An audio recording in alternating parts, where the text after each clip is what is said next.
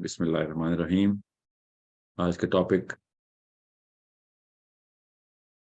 Current education system के मसाइल और उनका हल। तीन एक साथ में अपनी ये सीरीज है। We going to try and keep it short, very acute session होने from perspective of human psychology. नफ्सियात, किस तरीके से नफ्सियाती तौर पर हम मरीज बना रहे हैं अपने बच्चों को।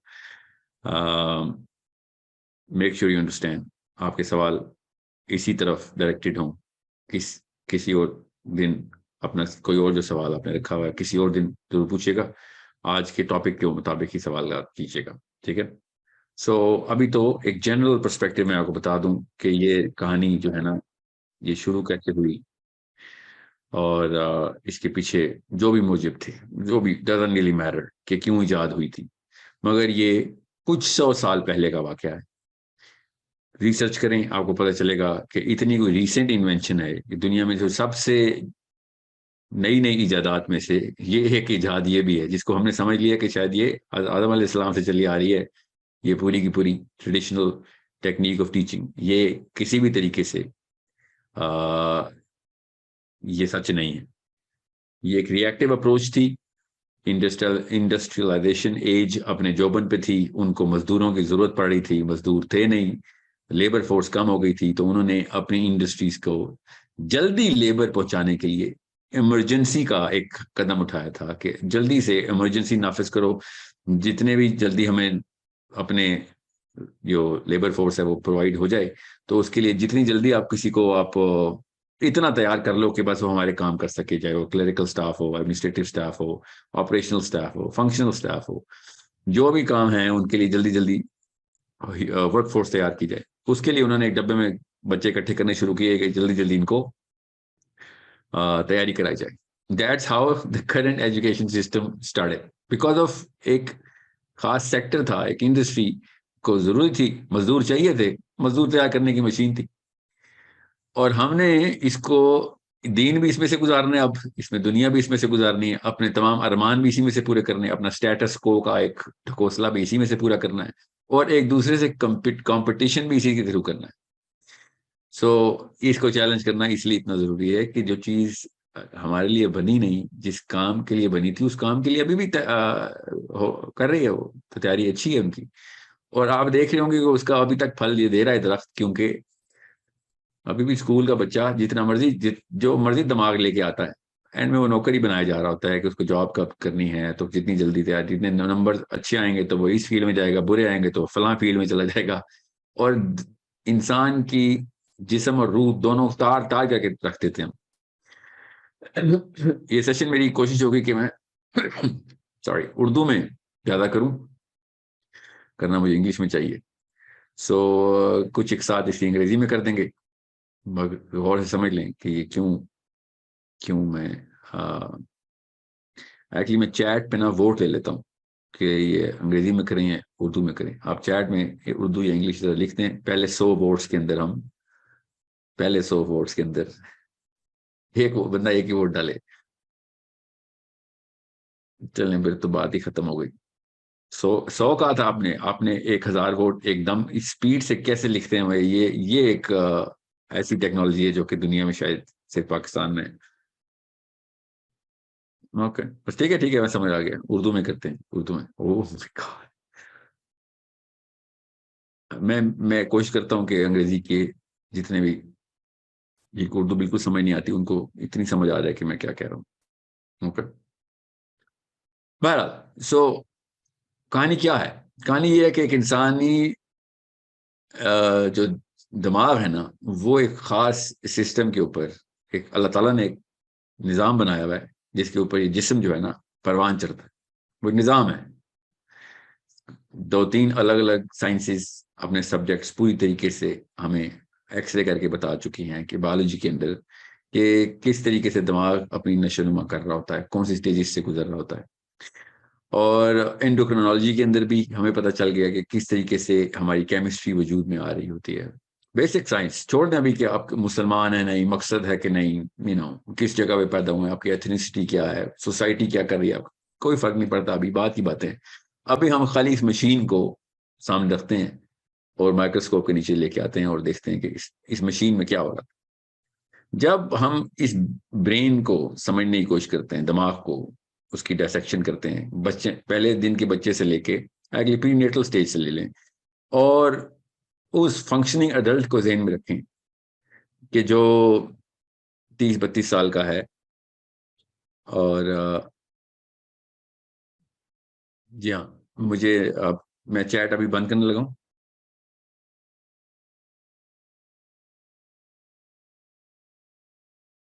जी हाँ, मैं चैट डिसेबल कर दूँ थोड़ी देर के लिए।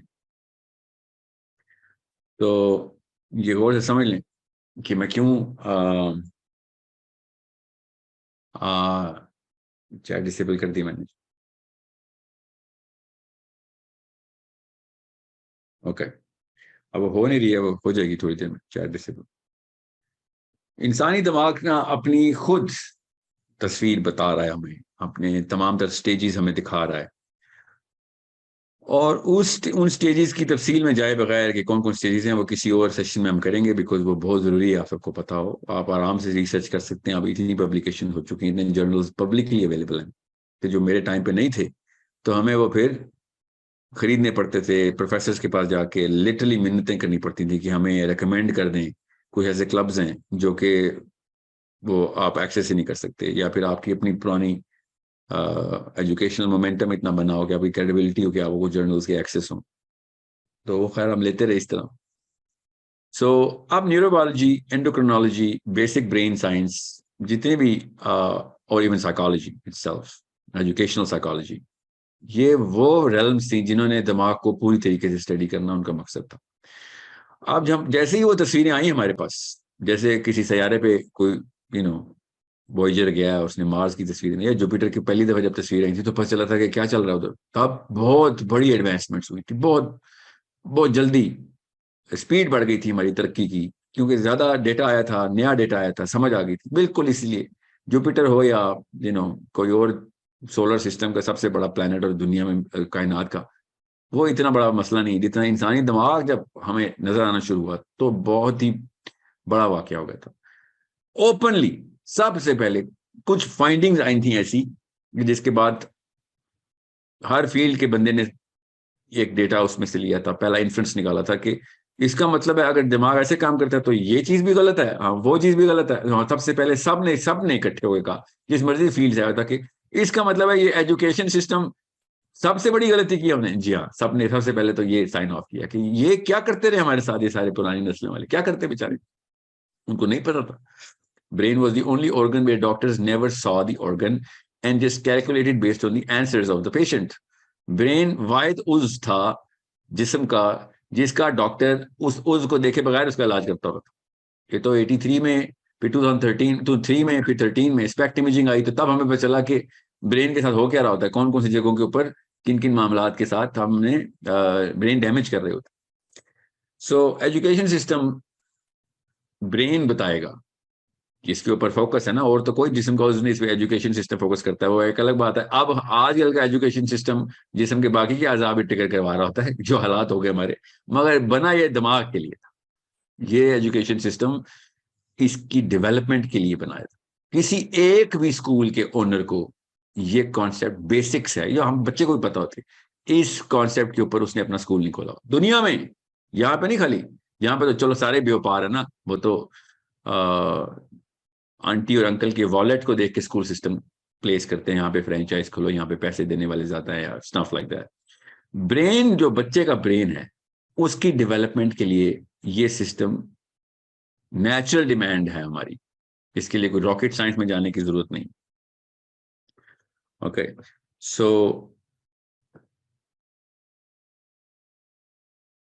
थोड़ा से समझ लें इस बात को कि आप लोगों ने एजुकेशन सिस्टम को कैसे देखा। तो हम मुसलमानों को तो पता होना चाहिए, क्योंकि हम तो पैदा ही मकसद के अंदर होते हैं, लाइफ ही मकसद के अंदर गुजारते हैं, और लाइफ एक खास डायरेक्शन के अंदर नहीं गुजरी तो हमें डिप्रेशन होती है, हमें तो पता है, क्योंकि कुरान कहीं से आयतें सुना रहा है, हदीस कहीं से रिमाइंडर्स दे रही हैं, औलिया उलमा सब के सब हमें एक बेसिक रिमाइंडर्स हर वक्त दे रहे हो, तो अल्लाह ताला उलमा के दर्जात बुलंद करे, पूरी पूरी उम्रें दे रहे हैं कि भैया मकसद से ना हट जाना। कुरान पाक सेंट्रल बुक है हम सब की, तो हमें तो कभी भी नहीं इस बारे में कंफ्यूजन और डिस्ट्रैक्शन होती है कि बच्चे के साथ हमने करना क्या है। हम कहीं ना कहीं से कोशिश कर रहे होते हैं, आड़ी तिरछी सही कर रहे होते हैं। एजुकेशन सिस्टम हमारे सामने हमारे बच्चे हाईजैक कर रहा होता है, और हमारे छोटे छोटे खुदा निकल आते हैं और वो ओके करते हैं, कमर पे थपकी देते हैं कि ठीक जा रहा है बच्चा, ठीक जा रहा है। क्यों? क्योंकि ये ए ग्रेडर है, और ये फिर ओ लेवल में ए ग्रेड, कितने एज आ गए हैं, ए लेवल में कितने एज आ गए हैं, फिर अब Cambridge, IB, Harvard, Yale, PhD, post doctorate, this thesis, that dissertation, everything. क्यों? क्योंकि एंड इन माइंड अम्मा अब्बा के छोटे छोटे खुदा बताते हैं कि डॉलर इकट्ठे करने हैं, अच्छी जॉब होगी तो नाम बड़ा होगा खानदान में। ऐसे माँ बाप के लिए तो परफेक्ट एजुकेशन सिस्टम सपोर्ट करता है। और आपने देखा होगा कि तमाम स्कूल, एटलीस्ट पाकिस्तान के तो इंडिया के, अपने बोर्ड के ऊपर स्कूल का नाम लिखने की बजाय परसेंटेज बताते हैं हमारे ए ग्रेडर्स कितने हैं, कितने बच्चों ने ए ग्रेड लिया है। मतलब जब गिरना हो ना किसी ने, तो मुंह के बल गिरना हो, तो ये मिसाल होती है कि किसी स्कूल के बाहर जाए, और मैं बिला तफरीक तमाम स्कूलों की बात कर रहा हूँ, एक्सेप्शन भी नहीं मिलती ना हमें तो।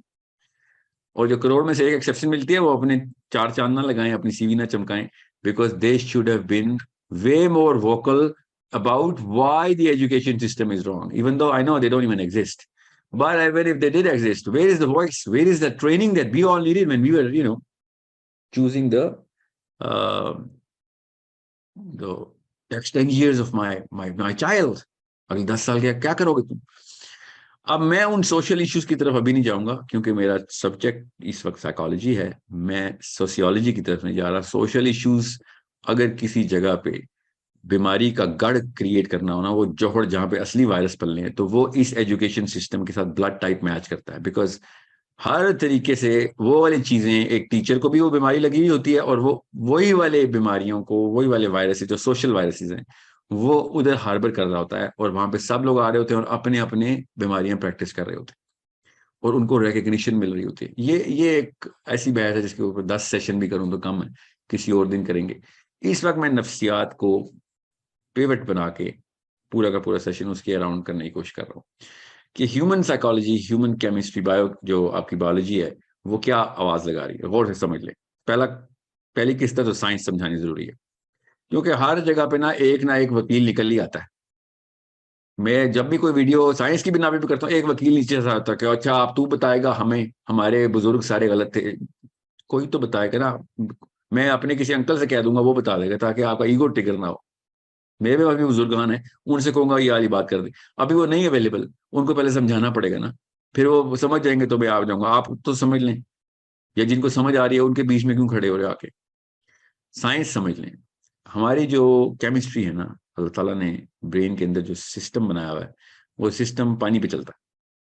पानी और बिजली, लिटरली पानी और बिजली पे चलता है। हमारे ब्रेन का सिस्टम पानी और बिजली पे चलता है। दिस इज लिटरली एक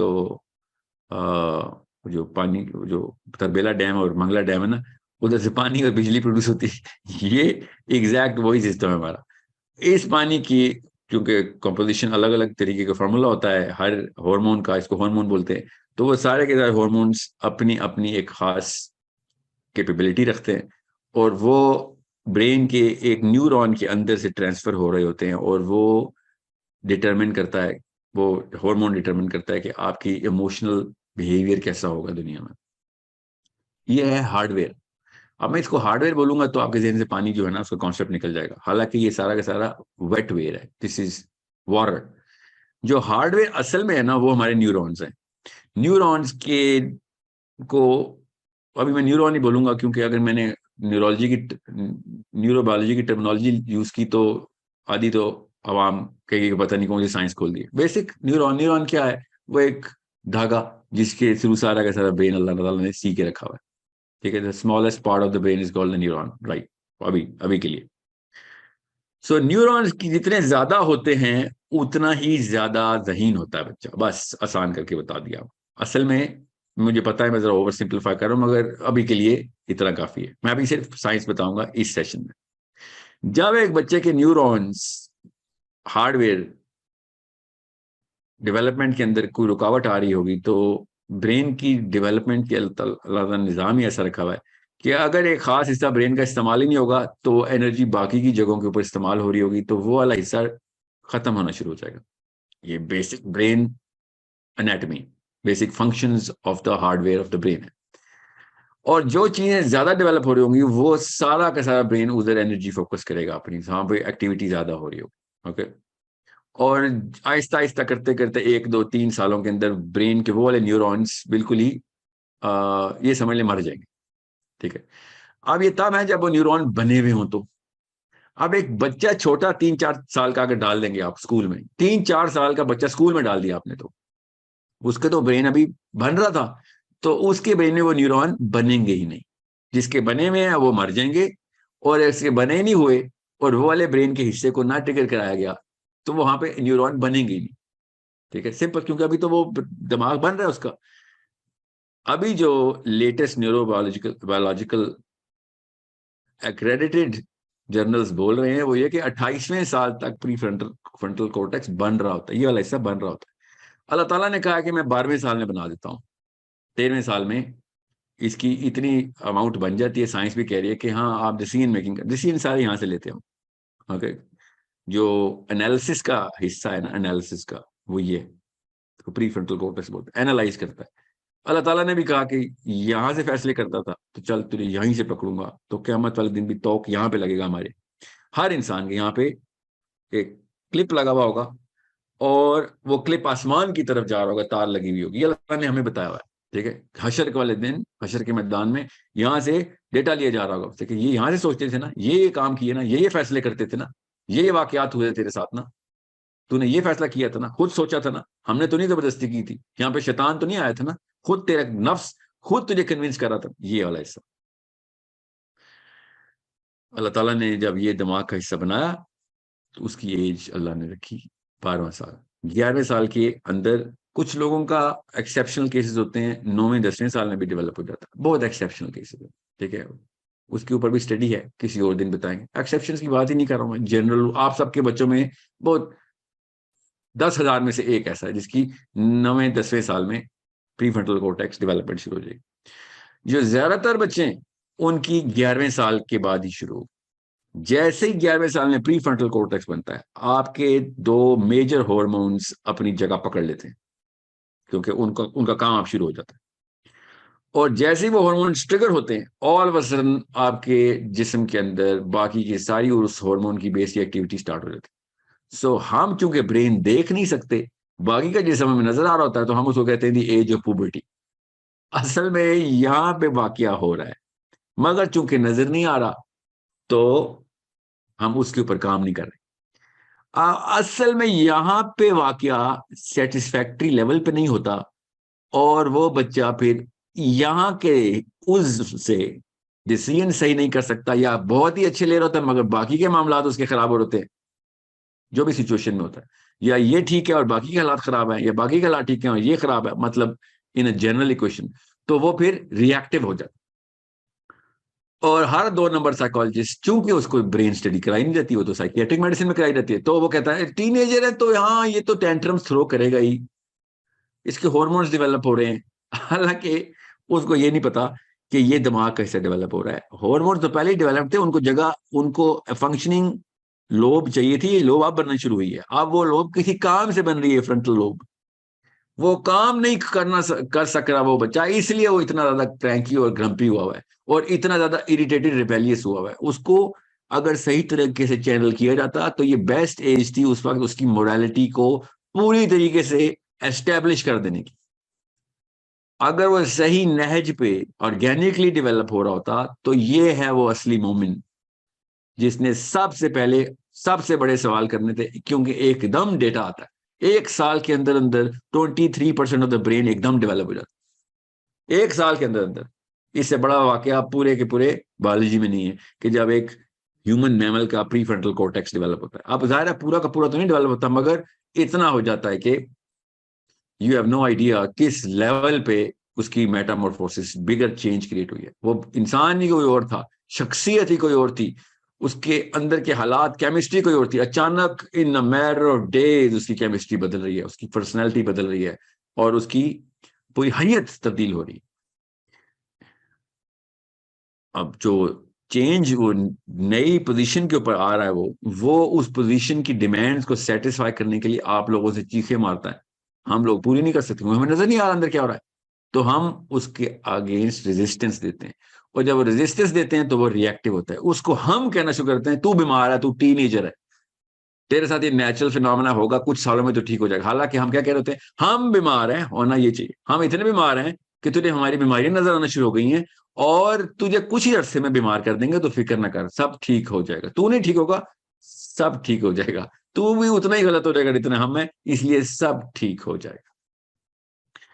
ये है असलियत टीनेज डिसऑर्डर की। ये आपका डॉक्टर या साइकोलॉजिस्ट बोले ना कि यार टीनेजर तो ऐसे ही करते ही हैं, तो वो ये बता रहा था कि मैं और आप तो एक जितने बीमार हैं, बच्चा भी बीमार करने के लिए 1-2 साल दे देते हैं, नहीं मानता तो सजा दे देना। जैसे कि किसी जेल में कैदी के साथ सलूक किया जाता है, बच्चा उस वक्त अपने ऊपर वो वाला सलूक समझ रहा होता। अभी मैं सिर्फ साइंस बता रहा हूँ, टॉपिक एजुकेशन सिस्टम में याद रखिएगा। अब आपको साइंस समझनी चाहिए कि ये ब्रेन के साथ हो क्या रहा है, दिमाग की स्ट्रक्चर हार्डवेयर से गुजर रहा है। अब वापस आए, ये क्लाइमैक्स बताना जरूरी था ताकि आपको पता चले पीछे से क्या होता आ रहा है। When a child is at day 1 and when the child is at day 1000 days के अंदर अंदर more than 80% of the brain's cells create neurons, 80% neuron 1000 दिनों में क्रिएट होते हैं। ओके, इसको फर्स्ट 3 इयर्स बोलते हैं, तो चलें फर्स्ट 3 इयर्स बोल लें। मगर 1000 दिन का ऐसा ग्राफ है कि जीरो से बिलियंस न्यूरॉन्स क्रिएट होने 1000 दिन के अंदर अंदर, कितना बड़ा वाक्य है। उस दौरान अम्मा का जो, वालदा का जो फर्ज है, वो आपको मैं बता नहीं सकता हूँ। पेरेंटिंग का इशू नहीं है, पेरेंटिंग का टॉपिक नहीं है मेरा मतलब है, इसलिए मैं इसको इस तफसील में नहीं जाऊंगा। हालांकि मेक और ब्रेक है, जितना मर्जी प्री फ्रंटल कोर्टेक्स बना लें, बाकी का हिस्सा बना ही नहीं हुआ तो प्री फ्रंटल कोर्टेक्स ने बेचारे ने क्या प्रोसेसिंग कर लेनी है। सो अगर बच्चा डम करना है तो ये पहले 1000 दिनों के अंदर कोई मेजर टीका लगा दें, डम हो जाएगा, परमानेंटली डम हो जाएगा।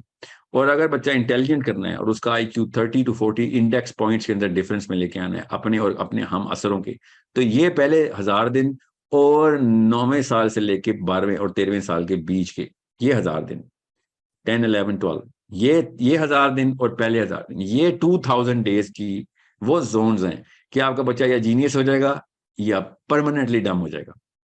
अच्छा बच्चा दोनों होंगे, बुरे बच्चे दोनों होंगे, अच्छे और बुरे की पर मत जाइएगा, ठीक है। पाकिस्तान पाकिस्तान नहीं खेल रहे हैं, हम इस वक्त साइंस बता रहे हैं।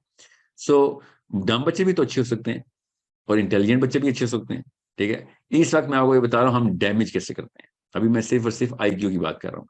अब आ जाएं EQ की तरफ, इमोशनली डैमेज कैसे करते हैं। जब आपके हॉर्मोन्स के जो ये सेंटर्स बन रहे होते हैं, सेंटर भी एक ब्रेन के हिस्से को ही कहते हैं, और भी जिस्म में हिस्से होते हैं हार्मोनल सेंटर्स के, इस वक्त मैं ब्रेन पे फोकस्ड हूँ, ठीक है। सो इमोशनल सेंटर्स जब बन रहे होते हैं, इमोशंस का मतलब होता है हॉर्मोन्स, हॉर्मोन्स के सेंटर्स जब बन रहे होते हैं, तो उस दौरान अगर उसको वो वाली ऑर्गेनिक ग्रोथ नहीं मिल रही जो कि एक नेचुरल फ्लो में अल्लाह ताला ने तमाम तर अपनी किताब में वही डिमांड लिखी हुई, बताता हूँ आपको किसी और दिन कुरान पाक किस तरीके से ये कॉन्सेप्ट हमें बता चुका है, क्योंकि ये कॉन्सेप्ट कुरान पाक में एज इज है, हदीस में एज इज है, सीरा भरी पड़ी है, भरी पड़ी हुई है सीरा, किस तरीके से बच्चे की परवरिश करनी है organically. So 3-4 major hormones at play हैं। अगर वो 3-4 मेजर हॉर्मोन्स सही तरह डेवलप नहीं हुए और सही तरह डायरेक्ट नहीं हुए, दोनों बातें याद रखनी है आपने, सही तरह डेवलप नहीं हुए या सही तरह डायरेक्ट नहीं हुए, तो दोनों केसेस में आपने अबू जहल क्रिएट कर दिए गारंटीड। क्योंकि अब मैं इमोशंस की बात कर रहा हूँ, वो डम है या इंटेलिजेंट है, ये मैंने IQ के अंदर बात की, वो हार्डवेयर की बात है। जो जो आपके इमोशनल सेंटर्स हैं वो अगर सही तरह क्रिएट नहीं हुए या फिर डायरेक्ट नहीं हुए, तो इतना सेल्फिश, सेल्फ सेंटर्ड, नार्सिसिस्टिक बच्चा आप पाल रहे हैं, या फिर इतना overly confident in terms where he is not suppose to be in, he is going against the scales of fairness, या फिर इतना अंडर कॉन्फिडेंट और इंफीरियोरिटी कॉम्प्लेक्स का बच्चा पाल रहे हैं। देखो एग्जैक्ट दूसरे दोनों स्पेक्ट्रम्स होते हैं कि उसके सेंटर्स डेवलप ही नहीं होने दे रहे और हो रहे हैं तो इतने मिसडायरेक्टेड हैं कि वो सेल्फ विक्टिमाइजेशन के अंदर घुस जाता है। इमोशंस ये काम करते हैं, ये दोनों काम यकमुश्त करने की मशीन को पाकिस्तानी अम्मी बोलते हैं या पाकिस्तानी अब्बू। और इसको तेज करने की मशीन को पाकिस्तान की उस्तानी बोलते हैं। ये दोनों IQ डैमेजिंग, EQ डैमेजिंग और मोरालिटी क्रैश कर देने का कोर्स कराना हो तो हम एजुकेशन सिस्टम के अंदर ये 3 मोहरे छोड़ दें। 3 मोहरे कौन है? 3 मोहरे हैं अम्मी, अब्बू और मैडम।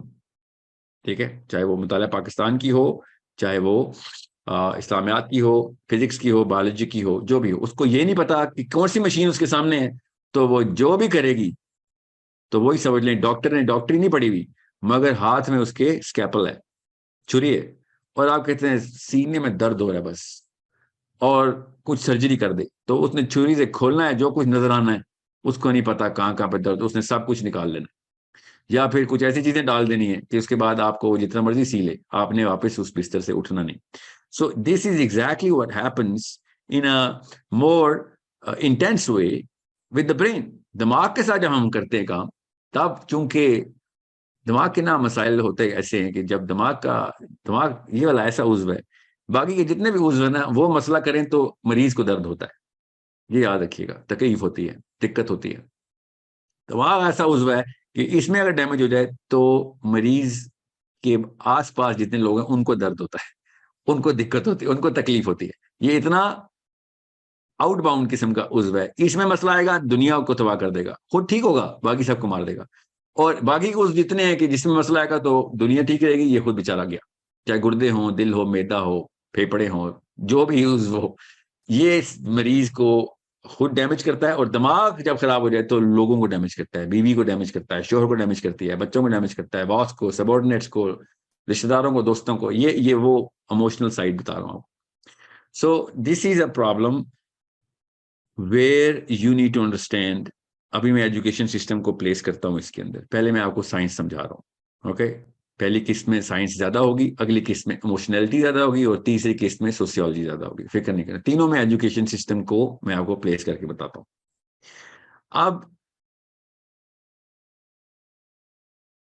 आपके ब्रेन सेंटर्स अभी बन रहे हैं, अभी बने नहीं है, पहले 1000 दिन पूरे नहीं हुए, ठीक है, और आपकी अम्मी पहले से प्री स्कूल, डे केयर और वट जो भी प्लान बना रही है, तो उस वक्त जो ब्रेन सेंटर के जो ब्रेन के जो न्यूरोनल फैब्रिक को कंस्ट्रक्ट करने की मशीन को फ्यूल चाहिए था, वो सिर्फ और सिर्फ उस बंदे के पास था जो सगा बाप या सगी माँ की लेवल की इंटेंसिटी रखता है कि वो ब्रेन के सेंटर्स के ऊपर काम कर सके through certain acts and behaviour, जो कि अल्लाह ताला ने फर्ज करार देती है, सीरा ने सुन्नत करार देती।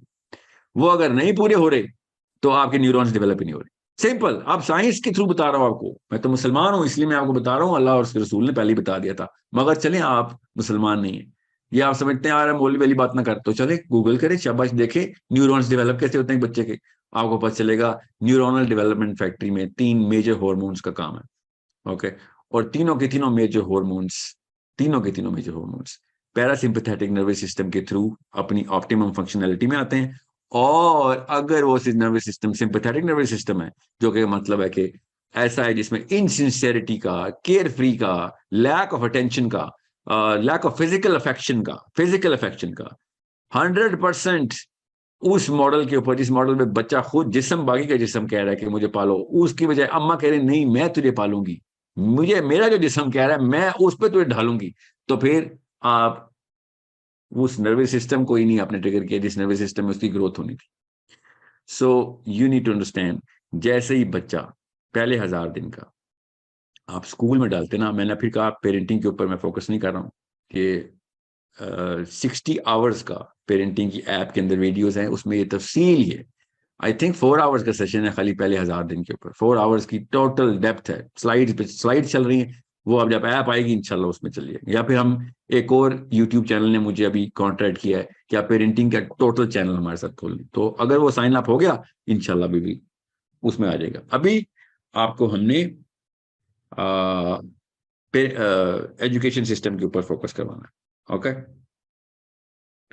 सो where are we are when a child is going to go through daycare or pre-nursery, pre-daycare, post-daycare, pre-nursery, nursery, before the age of 5 or before the age of 6, before the age of 4, बच्चा अगर घर के environment की बजाय उन लोगों में जा रहा है कि जिनके थ्रू उसको ये सेंस आ रही है कि these people are not going to B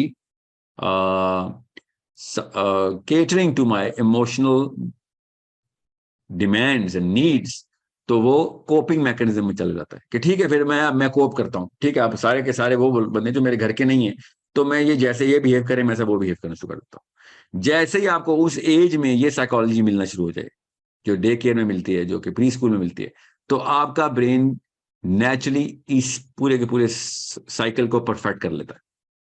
आप फिर सारी उम्र इसी साइकोलॉजी के अंदर रहते हैं कि जो कुछ चल रहा है बस वही चलते रहना है, और जो भी अथॉरिटी फिगर आपके ऊपर आएगा उस वक्त आपने उसको वही वाला मनसब देना होता है कि जो असल में आपके अम्मा अब्बा का मनसब था। और एक्चुअली में यहाँ पे मनसब प्रैक्टिस करने के लिए अल्लाह ने मना किया हुआ है, मगर मैं चूंकि प्रैक्टिस कर रहे हैं हम सारे घर में इसलिए बता रहा हूँ। So mother gets replaced by any authority figure. वो अमूमी तौर पर डे केयर की टीचर नहीं होती, डे केयर की वो केयर टेकर्स होती हैं, जो भी नर्सिस होती हैं वहां पे। सो होता क्या है कि असल में यहाँ पे वो जो मनसबदारी है ना, वो अल्लाह ताला ने मना की हुई थी। यहाँ पे सिर्फ अफेक्शन एंड अटेंशन देनी थी। ये नर्सिंग की एज है बच्चे की, यहाँ पे हायरार्की देनी ही नहीं थी। जैसे ही आप अदर देन सिबलिंग्स उसको डेली एक्सपोजर देना शुरू कर देंगे तो हायरार्की में एंटर हो जाएगा। और अगर आपका ब्रेन उस वक्त हायरार्की में एंटर हो गया कि जिस एज में ब्रेन अभी बना ही नहीं हुआ, तो फिर आप वो हायरार्की कभी भी नहीं टूटनी। एक्चुअली वो तो छोटा मसला है कि हायरार्की ना टूटे। वो हायरार्की की बेस के ऊपर जो हायरार्की है उसी के कंपार्टमेंट्स, जो demand of top of the hierarchy है, वही डिमांड पूरी करने के लिए ब्रेन के जो कंपार्टमेंट्स चाहिए वही पूरे कर रहे होंगे। That's it. In other words, you are doing the exact opposite of what the brain actually required. Brain के सारे लोब्स यकमुश्त डेवलप करने जरूरी थे। अब मसला यह है कि उस एज में तो लोब्स ही नहीं बन रही। अभी तो आपका बेसल गैंग्लिया प्रोड्यूस, उसके ऊपर आउटर रिंग बहुत ही क्रूड फॉर्म है, थोड़ा थोड़ा करके न्यूरॉन्स बना रही है। उस दौरान उसको माँ और बाप की सेल्फलेसनेस, टोटल अटेंशन, बिल्कुल बादशाह सलामत की तरह की ट्रीटमेंट चाहिए थी। लिटरली बादशाह की जिस तरीके से कनीज होती है वो भी कम सर्विस देती है जिस तरीके से माँ अपने बच्चे को सर्विस देती है, बाप अपने बच्चे को सर्विस देता है। फिजिकली अफेक्शनेट, हर वक्त सीने से लगा के रखना, जब भी उसको कोई मसला उसी वक्त भाग के उस वक्त पहुंच जाना। This is the first 3 years that human brain, ये कोई नखरा नहीं है इंसानी बच्चे का, ये उसकी जरूरत है। इसके पीछे बहुत बड़ी साइंस है जो कुरान पाक से साबित है। हमारा जो इकोसिस्टम का सीडीपी है ना, उसमें सबसे पहले हमने बायोलॉजी कॉन्सेप्ट डेवलपमेंट प्रोग्राम, तो बायोलॉजी के अंदर जो हमने सीडीपी रन किया था, तो वो आपने उसकी, अल्लाह करे मैं वीडियो रिलीज कर सकूं आपके सामने, उनकी मीटिंग्स। इंसान वाहिद जानवर एनिमल किंगडम के अंदर आया है। इंसान एक वाहिद मखलूक है जो जानवरों के फाइलम में से, जो भी मैमल्स हैं, तो मैं इंसान को जानवर नहीं कहना चाह रहा हूँ क्योंकि इंसान जानवर नहीं है। बहरहाल इन बायोलॉजी तो हमारी मेक वही है जो कि बाकी के एनिमल्स की है कि हम भी मैमल्स हैं, हम भी खाना खाते हैं, हमारा भी वही ऑर्गेनिक ग्रोथ होती है। हम ऐसे करके नहीं दुनिया में आ जाते हैं, हम प्रॉपर एक प्रोसेस से एडल्ट बनते हैं। सो इंसान में वाहिद मखलूक है मैमल्स के अंदर जो कि प्री मेच्योर बर्थ लेता है। यहां से आपको समझ आएगा एजुकेशन सिस्टम को मैंने कैसे कनेक्ट करना है। दुनिया का कोई भी मैमल इतना कम अरसा अपनी माँ के पेट में नहीं रहता। दुनिया में कोई भी जानवर दुनिया में आता है तो आते ही अपने पैरों पे खड़ा हो जाता है और चलना शुरू कर देता है। देख लें आप, सिवाय इंसान के बाकी के सारों का, इसको एक खास पीरियड बोलते हैं बायोलॉजी में। वो पीरियड इतना थोड़ा है इंसान का कि जिसमें इंसान की डेवलपमेंट नहीं हुई होती। नेचुरल रिक्वायरमेंट में 2.5 साल, बायोलॉजी की रिक्वायरमेंट में 2.5 साल माँ के पेट में रहना चाहिए था बच्चा, मगर 9 महीने के बाद इंसानी बच्चा दुनिया में आता है और वो कहता है कि आप ये 2.5 साल पूरे करके दो। और साल, 1.25 साल इस तरह की जेस्टेशन पीरियड्स बाकी के मैमल्स के अंदर हम देखते हैं, और निकलता है और कहता है कि खाना दो बस, बाकी जो आप खा रहे हैं हम भी वही खाएंगे। गाय का बच्चा भी कहता है अम्मी जो आप खा रहे हैं हम भी खा लेते हैं। इंसानी बच्चा ऐसे नहीं कहता। घोड़े का बच्चा ही कहता है किधर जाना है, चलो पीछे पीछे, मैं आप आगे के चले मैं पीछे भी चलता हूँ। देखे था बाकी के मैमल्स। और इंसान क्या करता है कि मुझे तो यही नहीं पता तुम लोग कौन हो, मैं किधर आ गया हूँ। खाने का मतलब क्या होता है, चलने का मतलब क्या होता है? ये ही is an alien in this planet because we are all behaving in a totally different way and this child doesn't even know what behavior is.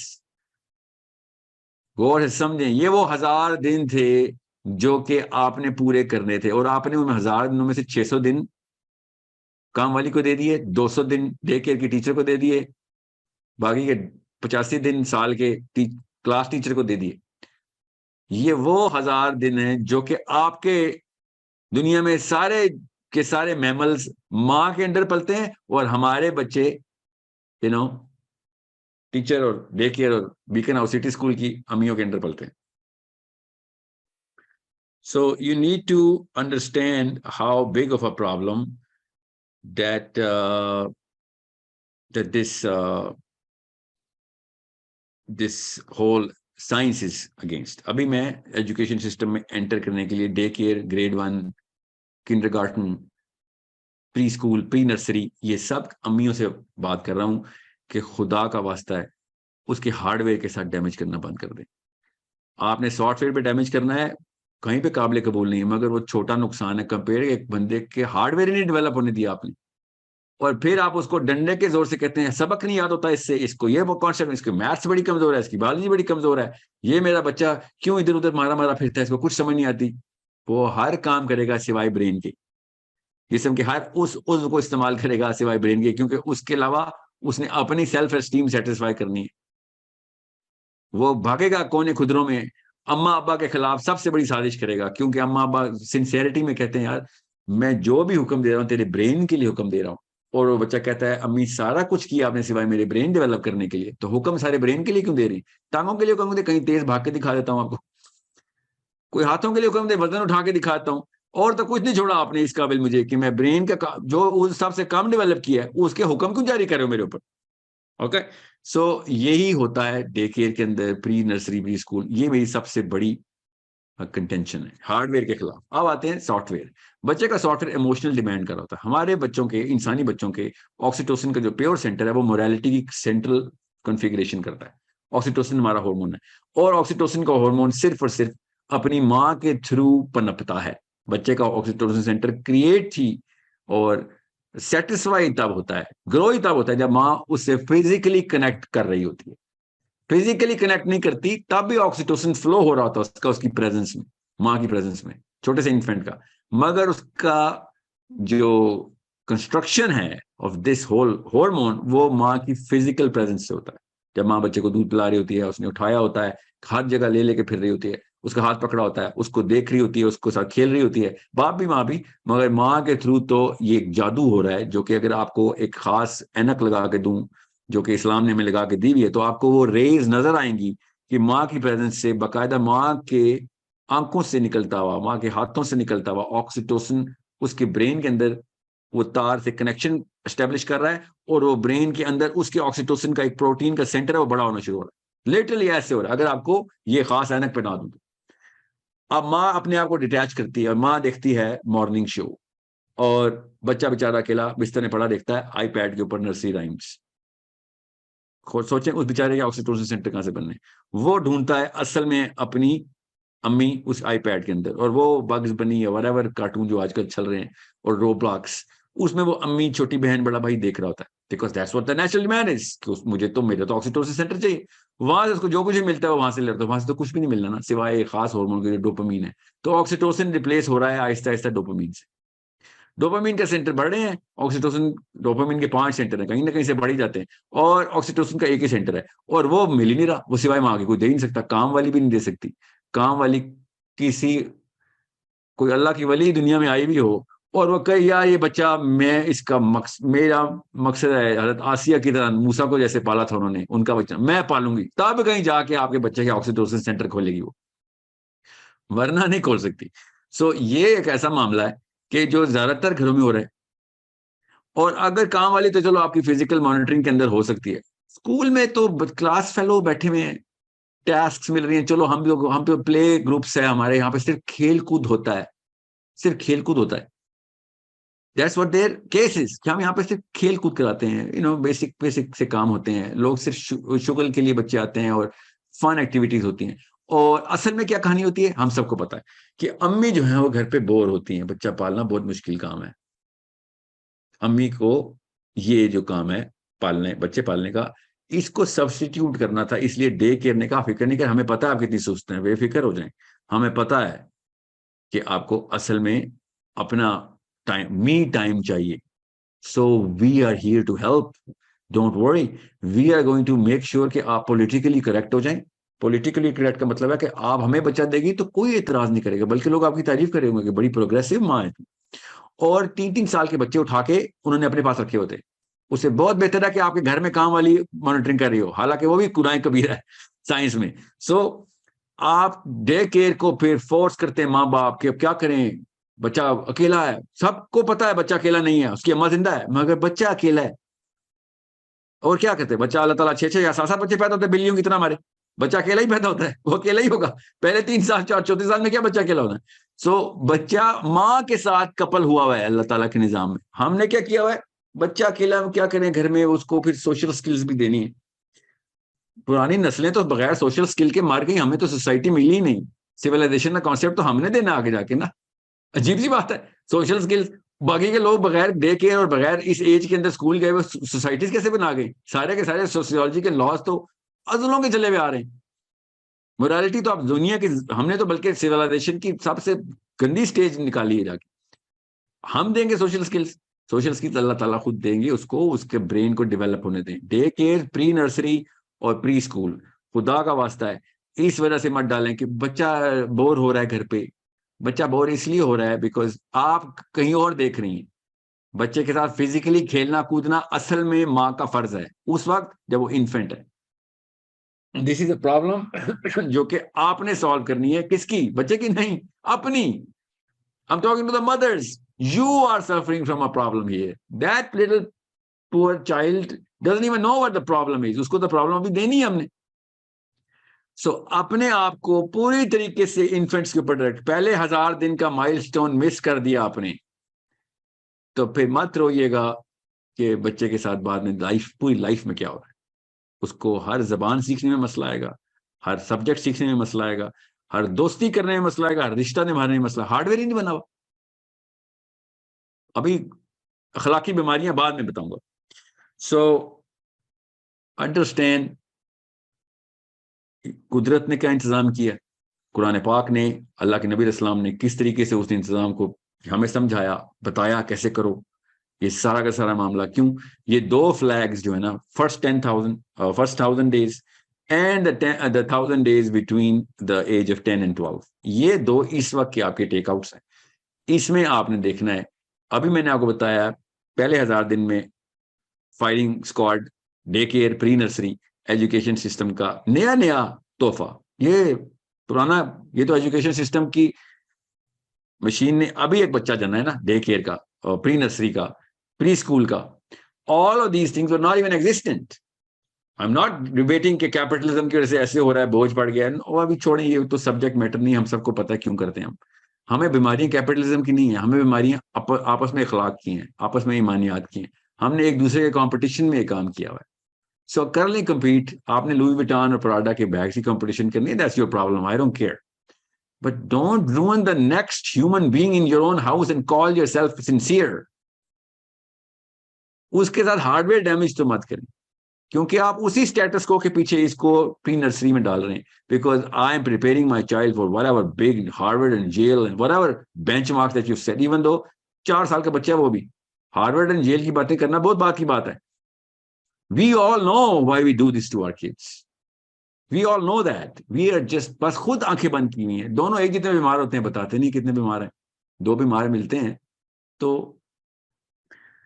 क्या शेर है मेरे बाजी का, कहो दो ताजिराना दिल मुकाबिल जिस घड़ी आए, कहा ऐसे लगा दीनार ने दीनार को देखा।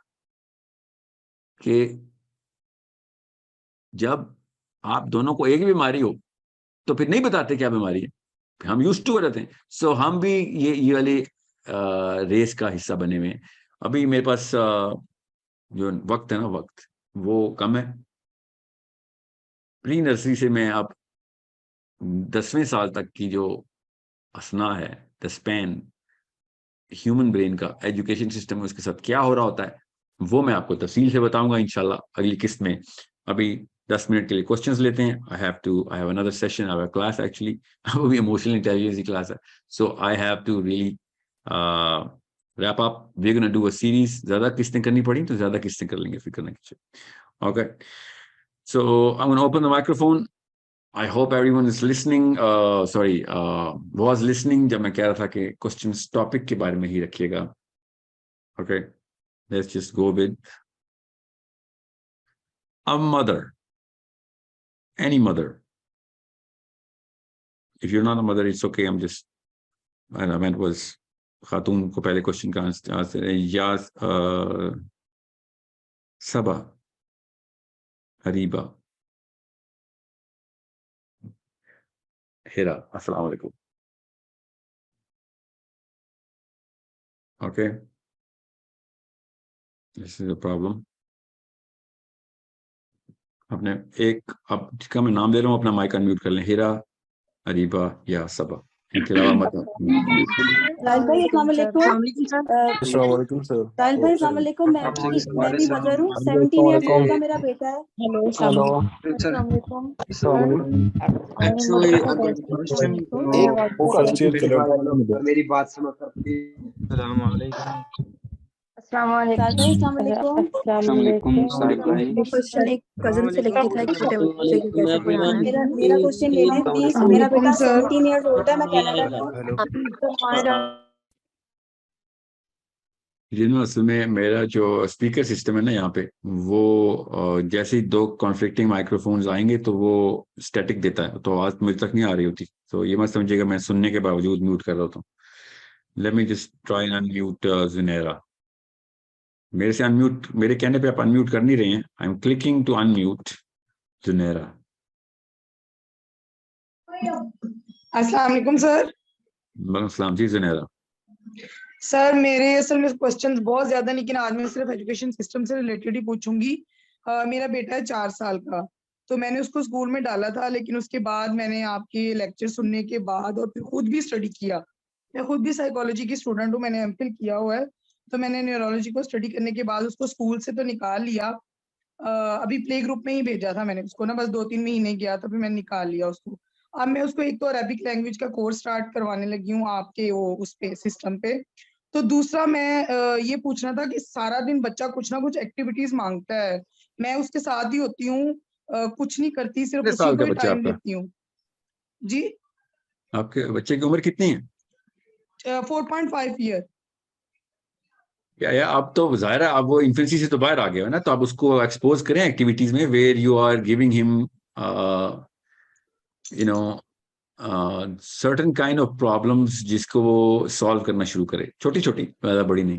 तो लैंग्वेज जो है ना, लैंग्वेज ये एक प्रॉब्लम देती है, आपको याद रखिएगा, क्योंकि ग्रामर होती है ना इसमें, उसमें फॉर्मूला होता है, वो फॉर्मूला खुद डिकोड करता है. इस एज में उसका ब्रेन वो वाले फॉर्मूलाज को, जिसको हम सिंटैक्स बोलते हैं, वो सिंटैक्स को डिसाइफर कर रहा होता है. ये बहुत बड़ा पजल है, वो सॉल्व करता है. ये मुजजा है इंसान के दिमाग के वो वाली स्टेज के ऊपर जहाँ पे कोई इल्म तालीम नहीं उसकी, मगर वो इतना बड़ा कोड डिसाइफर कर लेता है कि उर्दू की, अंग्रेजी की, अरबी की ग्रामर क्या है, और वो सही ग्रामर पकड़ लेता है. ये एक ऐसा वाकया है जिसको मिस नहीं करना आपने. ठीक है, तो इसको 2 या 3 जबानें जरूर सिखाएं. मैं तो खैर, हमारे तो स्कूल में अरबी है ना खाली, तो बाकी ये जगहों पे तो आप उर्दू तो बोलते हैं ना घर में, उर्दू भी आ रही है, उसकी ग्रामर अलग है.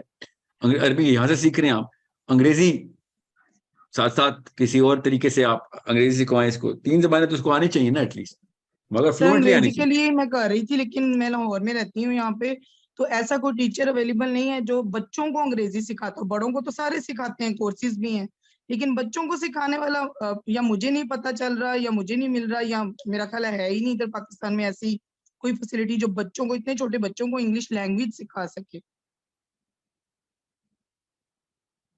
नहीं, खैर तरीका तो पुराना है, टेस्टेड भी है, इसकी मैकेनिज्म्स हैं पूरे. मैं लेट मी सी, अब क्योंकि अब लाहौर में ना, पाकिस्तान में तो नहीं मैं जानता, मगर let me see what I can do about this. ठीक है, तो सर बहरहाल प्लीज अगर आपका हो क्वेश्चन सके ये है तो. कि इस वक्त इसको लैंग्वेजेस के ऊपर फोकस करवाएं, 2-1 साल इसको पूरी तरीके से, and make sure he goes through some sort of effort to go through this. उसको वो एफर्ट जरूर करवानी है आपने. याद रखिएगा, ओनरशिप इस एज में स्टार्ट होती है. अगर इस टाइम अगर उसने ओनरशिप छोड़ दी ना, और छोटी छोटी बात पे प्रोजेक्ट्स आधे में छोड़ दिए, कोई टास्क दिया आधे में कर ली, इस बारे में उसको मुतनब्बा करें. इसकी सरजनिश होनी चाहिए. अरे मारना नहीं है बच्चे को कभी, मगर सरजनिश करें कि भाई ऐसे नहीं होने देंगे हम, जो काम शुरू किया पूरा करेंगे हम. ठीक है, ये ओनरशिप की जो सेंस है ना, ये बहुत बड़ा एसेट है बच्चों का. इससे जो ब्रेन केमिस्ट्री बनती है वो आपको नहीं पता कितने उसके डिविडेंड्स इंशाल्लाह लेगा वो बाद में, बहुत फायदे होंगे। ठीक है। तो सर फिर So- मैंने एक बात और पूछनी थी कि अब इतना छोटा बच्चा, मैं उसको मोबाइल पे ही करवाऊंगी ये अरबिक लैंग्वेज का, तो वो इतनी देर, जितना भी आपका वो टाइमिंग है उसकी कोर्स की, तो वो इतनी देर के लिए बैठ जाएगा मोबाइल पे? क्योंकि मैं उसको मोबाइल नहीं देती अभी, बिल्कुल नहीं भी तो वो आप नहीं यूज करता। नहीं, मोबाइल पे हो या लैपटॉप पे हो, आपने वो आधे घंटे की क्लास और जो उसके अंदर एक्टिविटी बनाई जाती है ना, वो एक्टिविटी तो घर के अंदर करनी होती है ना उसने, क्लास खाली जी आधे घंटे में उसने अटेंड करनी है, बाकी तो जी उसको नहीं इतना सर, एक मसला मेरी मोबाइल का बेटी नहीं होता, 11 साल मसला की, उसका मोबाइल पे जो क्वेश्चन है एक्टिविटी प्लीज। होती है ना उसका होता है। मोबाइल में जी एक नुकसान है आंखों में, आंखों के ऊपर स्ट्रेस आती है, वरना मोबाइल में जो वीडियो गेम्स और ये इस एज में डाल देंगे ये मसला करेंगे। ठीक है। सो वो कंट्रोल करें। मोबाइल इटसेल्फ तो कुछ भी नहीं करता, मोबाइल के साथ अगर कोई ऐसी एक्टिविटी की जाए जिससे ब्रेन इन्वॉल्व हो रहा हो तब देखना पड़ता है कि क्या एक्टिविटी है। ठीक है। I hope you got the bigger part of your question answered. जी let's go to a boy. Salman, अस्सलाम वालेकुम। सलमान, अस्सलाम वालेकुम। हेलो, अस्सलाम वालेकुम। वालेकुम सलाम व रहमतुल्लाह। जी sir, I have been trying to talk to you since so long, शुक्र अल्हम्दुलिल्लाह मुझे बात हो रही है। अच्छा sir, regarding the education system, मैंने आपके इकोसिस्टम में एप्लीकेशन दी हुई है। I am trying to be a teacher for you. Political science और मैथ्स का मैंने ऑप्ट किया हुआ है, लेकिन अभी तक उसका रिस्पॉन्स नहीं आया। तो एक तो ये है, and secondly I have been thinking to create an education system, लेकिन when I got to know कि आपका ecosystem इसी चीज पे काम कर रहा है, so I wanted to become a part of this। तो इसके बारे में मैं आप क्या कह सकते हैं मुझे? रमजान के अंदर हमने एक वर्कशॉप रखी हुई है तमाम टीचर्स के साथ। रमजान के अंदर थोड़ा सा क्योंकि टाइमिंग आगे पीछे हो रहती है तमाम चीज़ों की, तो रमज़ान के बाद आप एक्सपेक्ट करें कि आपकी असेसमेंट, एक असेसमेंट सेंटर होगा, उसके थ्रू आपको जो है ना वो रिक्रूट किया जाएगा एज टीचर। बिकॉज हमें अरबी में ये मसला आया, अरबी सिखाते हुए कि अरबी ज़ाहिर है मदरसे से ज़्यादातर लोग पढ़े हैं, लोकल अरब्स हैं, इंटरनेशनल टीचर्स हैं, तो वो लोकल अरब्स जहाँ वहाँ के जो लोकल हैं, यहाँ के जो अरबी दान हैं नफीस तरीन लोग हैं, मगर they never shared the vision of whatever source code was, क्योंकि they applied for a job, they didn't know anything that we were trying to achieve। और स्टूडेंट्स जितने भी थे ना इकोसिस्टम में ज्यादातर वो एक खास विजन के साथ आए हुए। तो हुआ ये कि स्टूडेंट्स ने आके सबसे पहले कंप्लेन की कि सर हम अरबी इसलिए सीख रहे हैं क्योंकि हमें वो मकसद पूरा करना है जिसकी वजह से अरबी आपने हमें कन्विंस किया है, एंड वी एग्री। मगर टीचर उस विजन पे नहीं है कि जिस विजन पे हम आए हुए थे। And I keep on telling everyone who is going through problems in ecosystem in terms of कि टीचर वो वाला विजन मकसद, टीचर खाली जॉब कर रहे थे, खैर है उसको जॉब करने दें, वो जॉब कर रहा है। गज़वा बदर पे नबी इस्लाम ने क्या कहा था? कुफार से कहा था कि इनको लिखना पढ़ना सिखाओ, ये तुम्हारा रैंसम है। ठीक है। अरबी इज अ स्किल, उस स्किल को आपने अपने मकसद के लिए एज एन एसेट यूज करना है। मैं अपने तमाम स्टूडेंट्स को बता रहा हूँ जो इकोसिस्टम में है कि टीचर से विजन एक्सपेक्ट न करें, उससे कॉम्पिटेंस एक्सपेक्ट करें। वहां पे मसला आता है हमें बताएं, ठीक करते हैं। मगर अगर आपको ये मसला आ रहा है कि टीचर तो वो इस्लाम का या वर्ल्ड व्यू से कोई और है, हम किसी और से हैं, तो आप उसको सिखाएंगे वर्ल्ड व्यू बाद में, फिक्र ना करेंगे। इस वक्त सिर्फ स्किल लें आप। अब ये गलती दुरुस्त नहीं की जा सकती because we do not have enough अरबी experts, we can only get whatever we can get. अब मैथमेटिक्स में जो हम शुरू कर रहे हैं, फिजिक्स में जो शुरू कर रहे हैं, इस वक्त 3 सब्जेक्ट्स को 4 कोर पे हैं। उन कोर सब्जेक्ट्स के अंदर सब टीयर्स हैं, सब्जेक्ट 18 हैं टोटल। वेबसाइट पे आई थिंक 4 पब्लिश हुए हैं या 5, क्योंकि वो कोर हैं। आई थिंक 6 पब्लिश हुए हैं, साइकोलॉजी भी पब्लिश हो गया। तो वो टीचर्स के साथ मैं वो चांस नहीं लेना चाह रहा बिकॉज ये साल का कोर्स है। अगर बच्चा बहुत एडवांस्ड है, पहले से ही 8वीं 10वीं 9वीं में पढ़ रहा है, उसने खाली बेसिक्स नहीं कवर करनी, उसने एडवांस स्टडीज करनी, कॉन्सेप्ट डेवलप करने हैं जिसको वो अप्लाई करेगा कुरान पाक के थ्रू, उसने समझना है सारा, हदीस के थ्रू, इस्लाम के थ्रू समझना है कि मैंने फिजिक्स को कहाँ पे इस्तेमाल करना है दुनिया में, मेरी एंगल क्या होना चाहिए दुनिया को देखने का। तो वो अगर टीचर खाली फिजिक्स पढ़ाने आ रहा है और वो you know what physics has, right? For the science को प्रीडोमिनेंट फिलॉसफी मानते हैं, हर सब्जेक्ट की एक फिलॉसफी होती है। तो टीचर्स के साथ मैं स्टेम फील्ड में मैथमेटिक्स के, स्पेशली फिजिक्स के, बायोलॉजी के, इवन केमिस्ट्री एंड एस्ट्रोनॉमी के जो सब्जेक्ट है, साइकोलॉजी का जो सब्जेक्ट है इसमें मैं टीचर्स को ऐसे नहीं कहता आपको बहुत अच्छी मैथ्स आती होगी यकीनन, मगर या फिजिक्स बहुत ही अच्छी आती है, आप पीएचडी हैं, ठीक है, आए और पढ़ा दें, ऐसे नहीं होगा। We are going to make them go through a certain workshop कि भाई हमारा ये विजन है, या तो आप कन्विंस हो जाए या हमें कन्विंस करें। We are here to argue with you, it's a very argumentative workshop that this is what the Quran has to say, and physics के फिलॉसफी को बदलें। फिजिक्स को नहीं बदलेंगे, फिजिक्स तो रूल्स हैं, हम उसकी फिलॉसफी को बदलें ताकि इसको जिद्दत मिले, तजदीद मिले और आगे से आगे की मनाजिल तय करें और मुसलमानों की तरफ लोग लपकें फिर कि ये कहां से सोच रहे हो। एक निकोला टेस्ला काफी था ना, फिजिक्स की बुनियादें उखेड़ दी उसने, तो हमारे पास क्यों नहीं है? ठीक है, तो all we need is visionaries, और विजन कुरान से बेहतर कोई नहीं देता, स्पेशली बायोलॉजी में, फिजिक्स में। तो ये 4-5 कोर सब्जेक्ट्स के अंदर हमने बाकी के सब्जेक्ट्स को प्लेस किया हुआ है। पॉलिटिकल साइंस, वर्ल्ड व्यू, ये सारे के सारे साइकोलॉजी के अंदर प्लेस करने पड़े हमें कि साइकोलॉजी कैसे बनती है इंसान की, ग्रुप की। पॉलिटिकल साइंस तो असल में वो है। सो इस तरह के सब्जेक्ट्स उनको पढ़ाने सिखाने जरूरी हैं। ये कॉन्सेप्ट डेवलपमेंट प्रोग्राम, CDP इसको बोलते हैं, कि एक प्रोग्राम का कोई भी पकड़ा, मैथमेटिक्स का कॉन्सेप्ट पकड़ा, फिजिक्स का पकड़ लिया, उस कॉन्सेप्ट को पहले कुरान से एक्सट्रापोलेट किया कि भाई कुरान पाक इस कॉन्सेप्ट को एक्सप्लेन करता है, नहीं करता है तो कैसे करता है, हदीस के थ्रू क्या क्या रेफरेंसेस है हमारे पास इस कॉन्सेप्ट के ऊपर। कॉन्सेप्ट साइंस क्या है इस वक्त एस्टेब्लिश, हम कैसे देख रहे हैं। जैसे बायोलॉजी मैंने अभी आपको बताया कि कैसे देखना है, कि पेरेंटिंग कैसे करनी है, कुरान पाक ने बताया हुआ है। साइंस हमें बायोलॉजी की भी बता रही है, कुरान पाक उस बायोलॉजी को मैनिफेस्ट करके दुनिया में बता रहा है, हमें नहीं पता कैसे बायोलॉजी काम कर रही है। फिर सीरा में, सुन्ना में क्या हकाम है इसके सारे के सारे, कैसे करना है सारा का सारा मामला।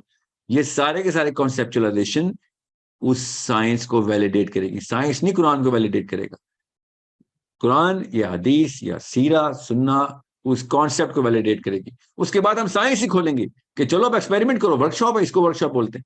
अब अगर मेरा टीचर अगर इस CDP के इस फिलॉसफी को पूरी तरीके से समझता नहीं है, पढ़ानी उसने मैथ से, याद रखे, उसने इस्लाम नहीं पढ़ाना आके, उसने फिजिक्स ही पढ़ानी है, मगर इस फिलॉसफी को पूरी तरह पता चले, क्योंकि माँ ने अपने बच्चे जो हमें दे रहे हैं, बाप जो दे रहे हैं, जो खुद आ रहे हैं, एडल्ट्स भी आ रहे हैं मैथ्स में और बायोलॉजी में, बहुत ज्यादा एडल्ट, साइकोलॉजी में तो सारे एडल्ट्स ही आ रहे हैं इस वक्त। सो वो विजन के साथ आ रहे हैं, उनको वो CDP से प्यार है कि हमें कॉन्सेप्ट डेवलप करके दें कि हमने इसको इस्लामिक पर्सपेक्टिव से कैसे देना आगे। You have to understand that. और टीचर के यार मुझे तो नहीं पता कि ये इसका इस्लाम से क्या ताल्लुक है, तो फिर स्टूडेंट ने तो डिसोनेंस का शिकार होना है ना, कि सर साहिल दीन ने आपको सर्टिफाई कर दिया, इधर सादिया खान ने सर्टिफाई कर दिया, वो बैठे यहाँ पे लेक्चर दे रहे होते हैं, तो आपने उन्हीं के एंडोर्समेंट ली भी है, आपको ही नहीं कन्विंस कर सके तो हमें क्या कन्विंस करेंगे। तो मैं उन टीचर्स को बहुत हैंड पिक करके पूरी तरीके से एक फिल्टर से गुजारूंगा कि भाई हमारा ये प्रोग्राम है, आपकी एक्सपर्टीज हमें चाहिए, सर आंखों पे बिठाएंगे आपको, हमें मैथ्स ही सिखानी है, मगर फलसफा मत खराब कीजिएगा बच्चे का, ठीक है। So this is what we trying to do. आप अप्लाई करेंगे तो इसकी एक वर्कशॉप से गुजरेंगे इंशाल्लाह we gonna have an amazing time together. हमने बच्चों को डेवलप करना है, बड़ों को भी डेवलप करना है, और उनको उन पर्सपेक्टिव, उन कॉन्सेप्ट्स को डेवलप करके इसके थ्रू उनसे बेहतर कोई कॉन्सेप्ट ना जानता, वो उस कॉन्सेप्ट के फलसफी बने। ये वन लाइन विजन है कि कोई भी कॉन्सेप्ट हो, किसी भी साइंस में हो, उस कॉन्सेप्ट का फलसफी हमारे पास, मुसलमानों के पास होना जरूरी है, जो लॉजिक से, रीजनिंग के थ्रू उसके असल मीनिंग बता सके।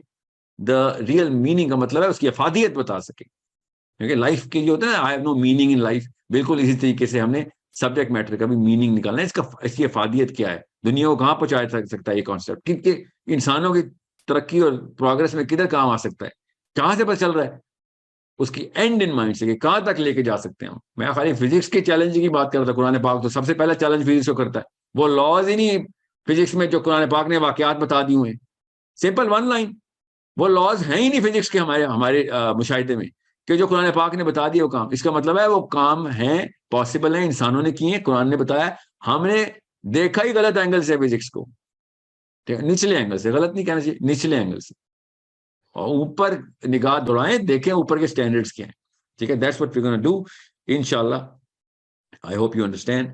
आई am going to take a question from a girl, Uzma. अस्सलाम वालेकुम उज़मा, आप अनम्यूट करें। वालेकुम अस्सलाम सर। रियासत मदीना मॉडल स्ट्रीट हम लोगों ने एक पूरी गली बनाई है, उसमें 90 घर हैं, और हम वहाँ पर एक ऐसा इकोसिस्टम क्रिएट करने की कोशिश कर रहे हैं जहाँ पे तमाम के तमाम 800 लोग जो है वो बच्चों की ब्रेन डेवलपमेंट जो है वो बहुत अच्छे तरीके से करें। वहाँ पर मसला जो सबसे ज्यादा मुझे आ रहा है वो ये आ रहा है कि बड़ों को जो एडल्ट है वहाँ पे, उनको फैक्ट सुन के अपनी डेली प्रैक्टिसेस वो चेंज नहीं कर पा रहे। अब मैं तो एक बहुत ही मामूली सी स्टूडेंट हूँ। आपके सेशंस जो है वो सुन के, जो भी ये न्यूरोलॉजिकल डेवलपमेंट है, मैं वहाँ पे जाके उन लोगों को पढ़ाती हूँ कि अल्लाह ताला ने दिमाग में बल्ब डालेंगे वो। लेकिन असल मसला जो है वो बड़ों का आ रहा है, उसमें मुझे आपकी बहुत ज़्यादा मदद की ज़रूरत है। क्योंकि वो एक पूरा, आप अगर उसको नेट पे भी सर्च करेंगे रियासत मदीना मॉडल स्ट्रीट, तो 800 लोग हैं जो वाक़ई में खुद इधर को नहीं है, बदलना चाह रहे हैं। कहाँ पे है स्ट्रीट? सर कोरंगी के अंदर, डिस्ट्रिक्ट कोरंगी के अंदर, चक्रा गोड के अंदर ये स्ट्रीट है। पूरे इंटरनेट पे जो है वो काफी वायरल है, आप जैसे ही सर्च करेंगे आपको मिल जाएगा। मतलब तो बड़े क्या दाढ़ी आप वाले। लोग पहले से उधर रह रहे थे और आप लोगों ने मिलके एक फैसला किया? मेरी रिहाइश, सर मेरी पैदाइश कोरंगी की, अभी मैं शादी होकर गुलशन आ गई हूँ, लेकिन अल्हम्दुलिल्लाह मेरे शौहर की मुझे इजाजत है, तो मैं वहां पर जाके, एक्चुअली मैं तो पिछले 7-8 ओ, सालों से मैं जो एक। सवाल पूछ रहा हूँ समझे, वो जी लोग जो वहाँ के रिहायशी हैं, जी। उन्होंने मिल के फैसला किया है कि हमने रियासत मदीना मॉडल के ऊपर जिंदगी गुजारनी है, और या फिर वो बाद में जगह खरीदी है इन लोगों ने जिनका नहीं नहीं आपस नहीं में एक नहीं जैसा विजन था? नहीं, वो एक रिहायशी है, एक गली है जिसमें 90 घर हैं, और उन सब ने मिलकर ये फैसला किया है कि हमने रियासत मदीना मॉडल स्ट्रीट के तौर पे जिंदगी गुजारनी है। हम ये कहते हैं कि क्या रियासत मेजर किया मदीना, इसका? सर रियासत मदीना मॉडल स्ट्रीट के 2 पिलर है। एक तो वो जगह फिजिकली बहुत खूबसूरत हो, जो कि वो बन गई है अल्हम्दुलिल्लाह। ओहो, मेजर का मतलब है इसको कैसे पता चलेगा कि हाँ ये फैसला किया था, इस पे अमल दरामद भी हो रहा है? सर अभी हमारी कुछ एक्टिविटीज हैं, जैसे फॉर एग्जांपल जो हमारा एक मेजर है ना, वो सबसे बड़ा मेजर ये है कि हम 800 के 800 लोग जो है वो बच्चों को इस तरीके से हम उनके ब्रेन डेवलपमेंट करेंगे कि वो उनका इंटरेस्ट जो है वो साइंस के अंदर बढ़ता हुआ हमें खुद दिखेगा, और वो जो है वो एक्सपेरिमेंट करेंगे और लोगों से सीखेंगे। लेकिन अभी जो है ना, जैसे फॉर एग्जांपल वहां पर जो ऐसा एनवायरनमेंट है, एक्चुअली मैं बहुत ज्यादा एक्साइटेड हुई हूँ आपसे बात करके, इसी में शायद सही से समझा भी नहीं पा रही, मुझे पता है आपका टाइम कीमती है। अभी ये हो रहा है वहां पर कि पूरी गली के जो लोग हैं वो एक साथ सुबह उठते हैं, और हमें पता है कि हम अस्पताल नहीं बना सकते, लेकिन एक मुसलमान और पाकिस्तानी के लिए हेल्दी होना जरूरी है, तो एक साथ काफिले की सूरत में फजर की नमाज पढ़ने जाते हैं, उसके बाद आके एक्सरसाइज करते हैं। पूरे महीने में सारी गली के लोग एक साथ जमा होते हैं, और एक साथ जमा होकर अपनी गली पे सड़क के ऊपर सब अपने घर से खाना बना के लेकर आते हैं और एक साथ बैठ के खाते हैं, ताकि हमारे अंदर जो फिरका वारानियत का सिस्टम है वो खत्म हो और एक दूसरे को जाने। फिर जो वहाँ के उनके मर्द हैं और माएँ हैं, वो मिलके बैठ के जो है ना, मैं खुद जाती हूँ उनको सेशन लेने के लिए, और मैं उनको बताती हूँ अल्लाह ताला ने आपके बच्चों के दिमाग में न्यूरॉन्स ये बल्ब डाले हैं, ये वो, आपने अपने बच्चों की तरबियत जो है वो इस तरह से करनी है। तो ये पूरा वहाँ का सिस्टम है। वहाँ पे सारी जो माएँ हैं, वो माएँ और बहनें जो बच्चियां हैं, जितनी भी सारी लेडीज की एक एक्टिविटी होती है, उसमें वो सारी की सारी लेडीज गली में जमा होती हैं और वो खेलती हैं और वो एक्टिविटीज वगैरह करती हैं। हमारा पूरा मकसद ये है कि वो एक ऐसी गली बने, नंबर वन तो फिजिकली तो माशाल्लाह डेवलप हो गई, सेकेंडली वहां से एक ऐसे बच्चे निकले, ऐसे एडल्ट निकले जो जहनी तौर पे इतने ज्यादा पावरफुल हो कि वो वर्ल्ड लीडरशिप भी, मतलब पहले पाकिस्तान की लीडरशिप को जो है वो अचीव करें, उसके बाद फिर वर्ल्ड लीडरशिप की तरफ भी जो है वो जाएं। आई थिंक जिसको नहीं पता था उसको भी आपने बता के बहुत, मतलब it's an amazing amazing initiative. Allah ताला आप ये सब, सबको इस काम में कामयाब करे। बहरहाल आपका क्वेश्चन क्या है? सर मेरा क्वेश्चन ये है कि उसमें हमें एडल्ट्स को लिए ना, मतलब हमें, मुझे आपकी मदद की जरूरत है, मुझे एक दफा जो है वो आपसे उसमें मिलने की जरूरत है, क्योंकि पाकिस्तान का जो कैरिकुलम आप सिस्टम है वहां ना। पे रहती हैं? सर मैं गुलशन में रहती हूँ, लेकिन मैं वहां पर ओहो, जाती, मतलब जी। आपका कोई कोई डिसीजन है उधर, कोई इन्फ्लुएंस है उन लोगों पे? जी जी सर, सारा का सारा इन्फ्लुएंसर मतलब अल्लाह का है, और अल्लाह के बाद अल्लाह के इख्तियार में जो है वो मेरा है। वो 800 लोग जो है वो ओके, मेरी आवाज तो को मैं दबाने अपनी के लिए अपनी जो है। खिदमात जो है ना वो पेश करता हूँ उनको। कोई भी काम हो बच्चों के, कोई भी साइकोलॉजिकल या इमोशनल या कोई भी सेशन, कोई भी एक्सपेरिमेंट करना हो, मेरी उनसे कहिएगा, फ्री बुकिंग है उनके लिए, ठीक है? बस ये याद रखिएगा कि वो आप डिसीजन मेकर हों उधर, मतलब। जी ओके। सर, सर बिल्कुल बिल्कुल मैं डिसीजन मेकर हूँ। आप मुझे बताइए सर, आपसे मैं राब्ता कैसे कर सकती हूँ फिर बाद में? हमारे कैप्टन आप मोहम्मद उमर है, मैं बस आईएमएस ठीक है, का हिस्सा हूँ। उनसे कहें, मोहम्मद उमर है। हमसे मुझे उनसे मेरा ईमेल एड्रेस ले लें, और जी उनसे कहें कि वो कोऑर्डिनेशन टीम को बता दें, जब भी सेशन करना हो मुझे बता दिएगा। जी सर, ऑनलाइन और ना, प्लीज, कराची आए तो जी खुद सर, आऊंगा मैं। जी सर कराची आए तो मैं चाहती हूँ आप विजिट करें, क्योंकि मेरा मकसद यही है कि 800 लोग जब तैयार हो जाएंगे ना, या उसके मेरे बाद में लायक ये कोई जो, खिदमत तो आपने बतानी है, ये मत रास्ते मदीना का नाम ले लिया, काफी है मेरे लिए। ठीक है, जी सर, सर प्लीज आप इसको इंटरनेट पे सर्च लाजमी कीजिएगा, आपको फौरन से मिल जाएगा। चलो ठीक डॉन जियो सबकी कवरेज है। है। ओके ठीक है सर, थैंक यू सर। जी, बहुत शुक्रिया। Okay, guys, let's just call it a day. I have 3 minutes. Let me just take one last question. Last 3 minutes. One boy. One boy.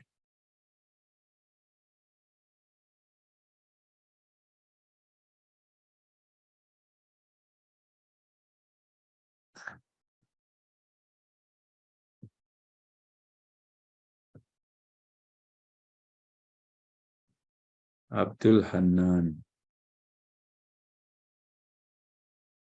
अस्सलाम वालेकुम।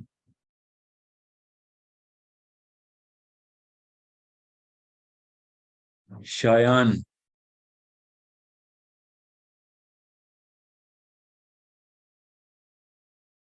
अस्सलाम वालेकुम। वालेकुम सलाम जी। सर मेरा क्वेश्चन ये है कि आप कहते हैं कि इंटेलेक्चुअलिज्म के ज़रिए हम अपर हैंड हासिल कर सकते हैं, लेकिन don't you think that fascination for intellectualism is dying day by day across the globe? So even if we get upper hand, then what will be like a benefit of it? हमारी ना neuro chemistry design ऐसी हुई भी है कि हम हम हम अपने आप को अपने से ज्यादा वाइज बंदे के ताबे करते हैं खुद, मतलब अपने आप को हवाले कर देते हैं उसके, जो सबसे ज्यादा वाइज होता है। So there is no way that human chemistry can actually, मतलब you can not have this fascination dying day by day. You are already, जिसने भी ये मफरूजा निकाला हुआ है कि ये केमिस्ट्री चेंज हो रही है, तो वो खुद ये क्लेम कर रहा है कि मेरे ताबे आओ, समझे? सो ही इज नेचुरली ये बड़ा पैराडॉक्सिकल किस्म का फिनोमेना है कि वो कह रहा है मेरी बात सुनो, मैं बता रहा हूँ chemistry is dying down every day, तो हमें कुछ और करना चाहिए या फिर ये वाली चीज खत्म कर देनी चाहिए। वो क्लेम कर रहा है कि वो वाइज है, उसको समझ आ रही है, तो उसकी बात मानी जाए, ठीक है? So it's a pretty intellectual attempt for intellectualism when you say this, that intellectualism is dying. It's merely an attempt for to be an intellect, to say just the very statement that intellectualism is dying, or fascination for intellectualism is dying. Okay, mighty intellectual of you to say that. So it's wrong. Okay, ऐसा नहीं हो रहा. Okay. सो ऐसा हो नहीं सकता। Chemistry जो है ना, वो कभी भी नहीं अपने आप को चेंज कर सकी अभी तक। आदम अलैहिस्सलाम के पहले बच्चे से लेके आज तक केमिस्ट्री, ह्यूमन केमिस्ट्री वैसी की वैसी। हाँ, इन्फ्लेट हुई है, ठीक है, कंस्ट्रिक्ट हुई है कई जगहों पे, इन्फ्लेट बहुत जगहों पे हो रही है, इसको परवर्जन बोलते हैं ना। तो ऑर्गेनिक की बजाय इनऑर्गेनिक हरकतें करेंगे तो फिर केमिस्ट्री चेंज होगी। मगर ये हमारा बेसिक सेरोटोनिन प्रोसेस है कि हम अपने आप को एक हायरार्की ऑफ डोमिनेंस के अंडर रखते हैं और कोशिश करते हैं कि हम जब तक खुद नहीं वो अचीव कर लेते, तब तक हम उसी के अंदर आए, जिसके ताबे आए कि जो हमें सबसे ज्यादा वाइज है। Okay, that's a human chemistry. यही तो लड़ाई है। तो हम किसी लड़के से पूछ लें, आदमी से पूछ लें, औरतों से पूछ लें, आदमी ज्यादा अच्छा इजहार और ज़हूर करते हैं इस पूरी हायरार्की का। औरतें भी करती हैं, मगर आदमियों से बेहतर कोई इजहार नहीं कर सकता कि हायरार्की ऑफ डोमिनेंस में वाइज के, विजडम के अंडर आना क्या है। ठीक है, ये एक ऐसा फिनोमेना है जो सामने रोज हो रहा है हमारे, किसी भी फील्ड को ले लें। तो this very session is another case study for this. Okay, so I understand why you want to ask such an amazing question or intellectual question. See, you want to do that. Nobody wants to ask a dumb question, right? Why? Our chemistry is against this. Okay, that was a quick question, so I'm going to take another one. Sadia.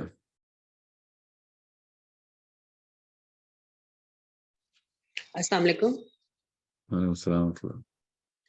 साहिल भाई, मैं basically IMS के through connected हूँ। मुझे अपनी placement थोड़ी सी identify करना चाह रही थी मैं कि मैं वहाँ पे काम आ सकती हूँ कि नहीं, क्योंकि डायरेक्टली जो आपने एरियाज बताए उनमें से डायरेक्टली मेरा एरिया तो कोई भी नहीं है। बट 8 साल मैं एज अ बिजनेस लेक्चरर पढ़ाती रही हूँ और एंटरप्रेन्योरशिप के अंदर मेरी बहुत कमांड है, पर्टिकुलरली जो curiosity, creativity development, self efficacy, self worth और इस टाइप की जो चीज़ें हैं ना, और कि वो कैसे डेवलप की जा सकती हैं। इन अदर वर्ड्स, एंटरप्रेन्योर्स कैसे डेवलप की जा सकते हैं। इन्हीं चीज़ों को अंडरस्टैंड करते हुए मैंने अपनी जॉब भी छोड़ी, अपने बच्चों को होमस्कूल कर रही हूँ। और जो एरिया ऑफ स्पेशलाइजेशन है ना, वो मेरा मार्केटिंग है। तो इसमें भी जो मेरी अंडरस्टैंडिंग है ना, सेंस के कंज्यूमर बिहेवियर और जो साइकोलॉजी डायरेक्टली नहीं, but yes to understand customers और उनको किस तरह से अप्रोच करना है as a successful businessman, plus जो बिजनेस रूल्स की एप्लीकेशन है on individuals and on Islam as an organisation, as a goal oriented company, जो है वो थोड़ा सा मैं कंट्रीब्यूट करना चाहती हूँ इफ पॉसिबल। और ये कि अगर मदर्स को किसी किस्म की गाइडेंस की जरूरत है इन टर्म्स ऑफ करिकुलम या होम स्कूलिंग से रिलेटेड कोई भी क्वेश्चंस, तो I been home schooling for last 3.5 years, अल्हम्दुलिल्लाह आई फील सक्सेसफुली। तो इसमें आप मुझे कुछ गाइड करें if I can contribute somehow.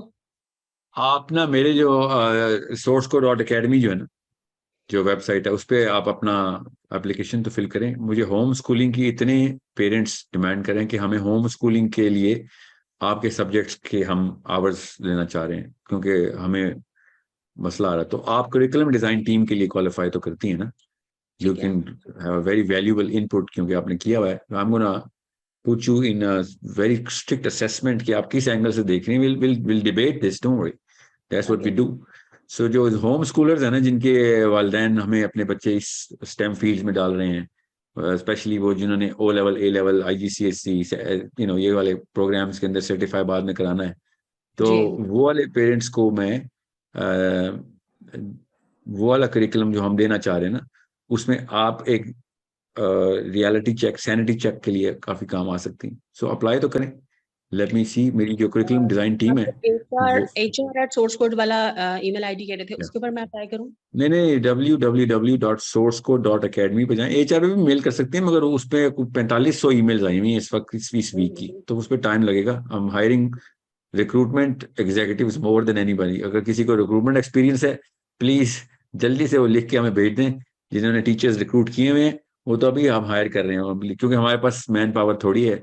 We need to hire at least the operational staff right now, तो टीचिंग फैकल्टीज के लिए।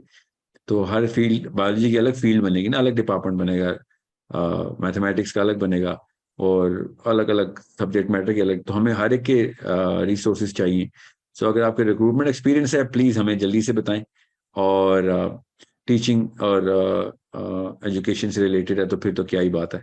तो हमें हमें हमें जल्दी से आप कर दें, अपनी रेज्यूमे भेजें। जो आपकी बात है वो मैं आपसे ये कह रहा हूँ कि www.sourceco.academy ये वेबसाइट है। इसमें फ्रंट होम पेज पे नीचे सेक्शन है टीच विद अस, उस पर क्लिक करेंगे तो आपसे अपनी प्रोफाइल लेगा, आप हमारे डेटाबेस में डायरेक्ट एंटर हो जाएंगी। ठीक है? क्योंकि रिक्रूटमेंट टीम भी ईमेल से रेज्यूमे लेती है और डेटाबेस में मैनुअल एंट्री करती है उसकी, और फिर हम डेटाबेस में जब रिपोर्ट निकालते हैं ना, कौन कौन से सब्जेक्ट मैटर के कौन कौन से बंदे हैं, उधर फिर हम रिक्रूटमेंट सेंटर्स खोलते हैं उनके लिए। That's what we do, that's how we getting people on board.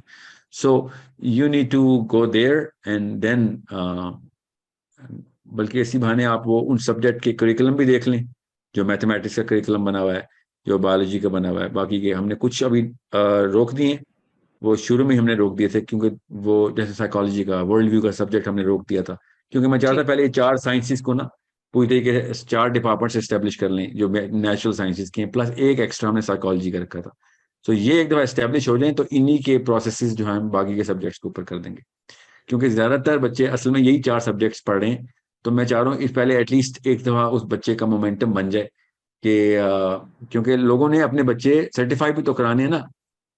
You need to understand. मैं उन लोगों को भी बता दूं, अच्छा हो गया ये बात हो गई, कि जो ये सोच रहे हैं कि मैंने तो ए लेवल करवाना है, मेरा बच्चा पहले ए लेवल ट्रैक पर, तो करवाएं ए लेवल, फिक्र ना करें। It's crash course, A level का तो बहुत जल्दी कोर्स कवर कर लेगा वो। सारे जो रिस्पॉन्सेज है ना वो बहुत इजीली दे सकती हूँ, कन्विंस कर सकती हूँ।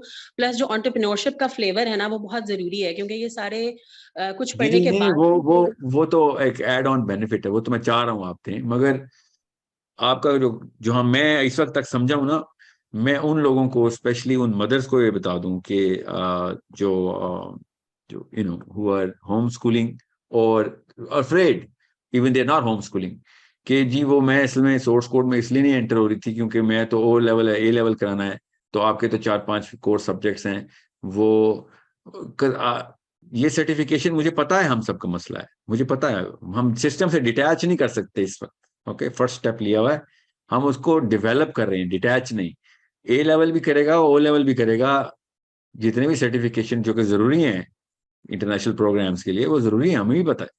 बच्चे को आइसोलेशन में नहीं पालना किसी भी तरीके से, हमें पता है कि वो सिंस वी नो कि वो ओवर क्वालिफाई करेगा इसके लिए इंशाल्लाह, तो वो तो आसानी से कर लेगा ये सब चीजें। बट हम इस वक्त की सब्जेक्ट्स के ऊपर इसलिए फोकस करें बिकॉज हमारा जो कॉन्सेप्ट डेवलपमेंट प्रोग्राम है वो रैंडम सब्जेक्ट्स नहीं उठा रहा, we are picking it through a process, जिस सब्जेक्ट की का फायदा ग्लोबल लेवल के ऊपर किसी प्रॉब्लम सॉल्विंग के अंदर इस्तेमाल हो रहा हो वो पकड़े, क्रेडिबिलिटी स्टैब्लिश करने के लिए इस्तेमाल हो रहा है, पॉलिटिकली बहुत वर्थ रखता है वो दुनिया में, वो वाला सब्जेक्ट पकड़ा है। और अगर वो क्वालिफाई कर रहा है कि हाँ जी हमने, अल्लाह ताला ने भी, मुसलमानों ने उसकी इफादियत कुरान पाक में से देख सकते हैं हम, तो फिर तो उसी वक्त ब्लड टाइप मैच हो जाती है।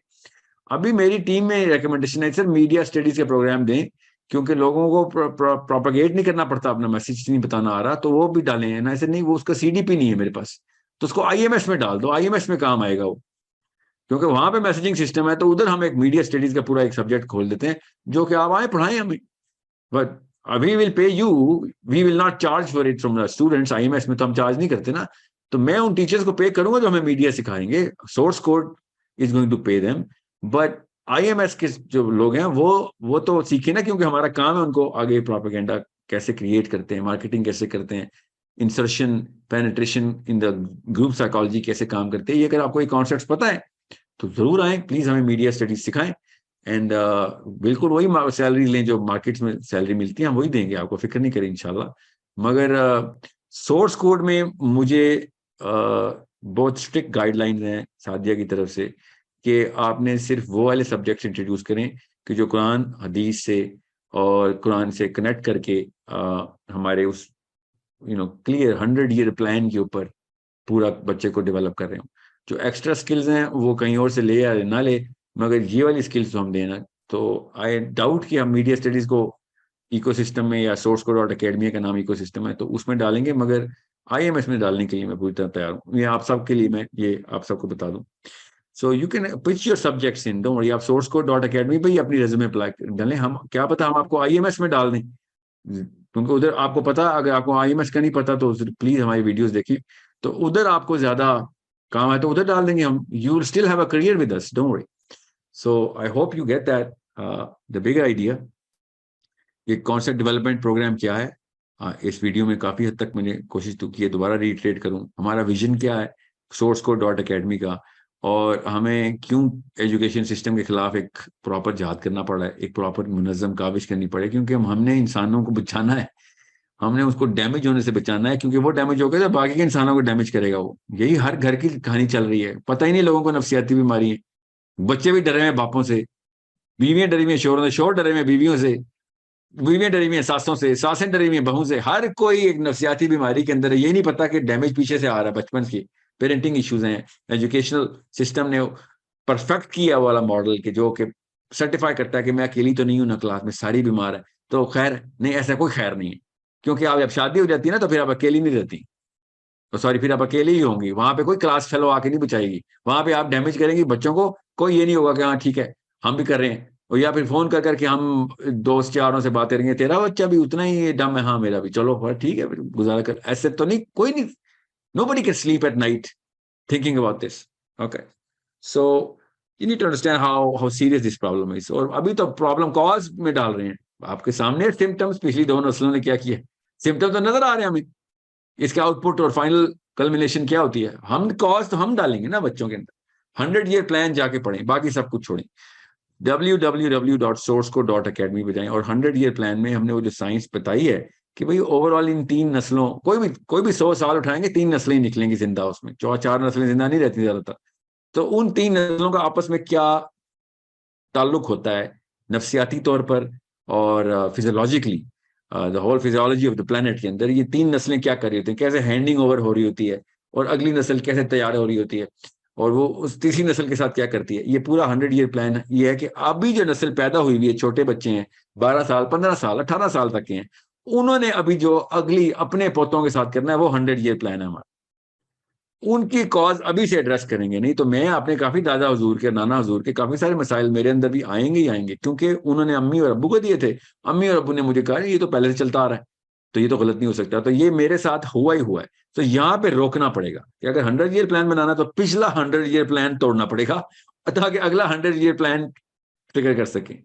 अगर घरों से आली बिन अबी तालिब और उमर खत्ताब निकलने हैं तो फिर पिछले सारे पर्सनैलिटीज को रोक देना पड़ेगा, कि अगर यही पर्सनैलिटीज बनानी है, द बिगेस्ट सोर्स ऑफ इल्म जो कायनात ने देखा है नबियों के बाद, अली बिन अबी तालिब, वो अगर हमारे घरों से निकल रहा है तब लोग हमारी तरफ अट्रैक्ट होंगे, वरना हमने कोई कसर नहीं छोड़ी लोगों को धकेल के बाहर फेंकने की इस्लाम से, पूछ के देखें दुनिया के किसी मुल्क से कि मुसलमानों के बारे में क्या सोचते हो, जवाब दे देगा वो, सारे एक ही जवाब देंगे कि भाई सब कुछ है भाई, आप लोग बड़े मतलब इल्म से आ रही हैं, आप ना आशना हैं कि दुनिया के असली प्रॉब्लम्स क्या हैं, ठीक है, आप बल्कि ज्यादा बड़ी प्रॉब्लम बन चुकी हैं हमारे लिए। ये मैं लोगों की राय के ऊपर ये नहीं कह रहा हूँ कि हमें उनको खुश करना है, आपको पता है मेरा फलसफा क्या है, मैं आपको बता रहा हूँ ये एक थर्मामीटर होता है, अगर सारे के सारे 2 अरब मुसलमान एक खास तरह की 2 नंबरी कर रहे हैं, खुदा की कसम उन लोगों ने लिटरली यही बोलना है, अभी नहीं आवाजें आ रही तो गौर से सुने, आ जाएंगी कि तुम्हारी किताब में फिर कोई मसला है, सारे के सारे 2 नंबर निकल रहे हो।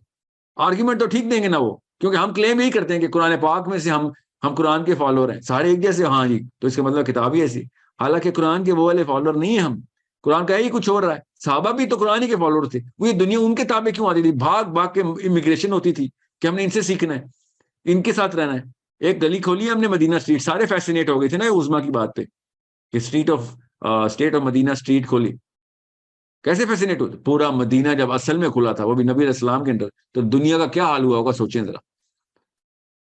मगर हम क्या करें इस वक्त, लोग नाम सुन के भाग जाते हैं, मोहल्ला बदल रहे हैं, पता है लिटरली लोग मोहल्ला बदल रहे हैं नॉन मुस्लिम कंट्रीज के अंदर के साथ, मुसलमान आगे सेटल हो गए और सही बदल रहे हैं, सही बताऊं कई जगहों पे हम भी बदलते हैं, पाकिस्तानी टोरंटो में, इंग्लैंड में, अमेरिका में, मैं अपने खुद विटनेस हूं।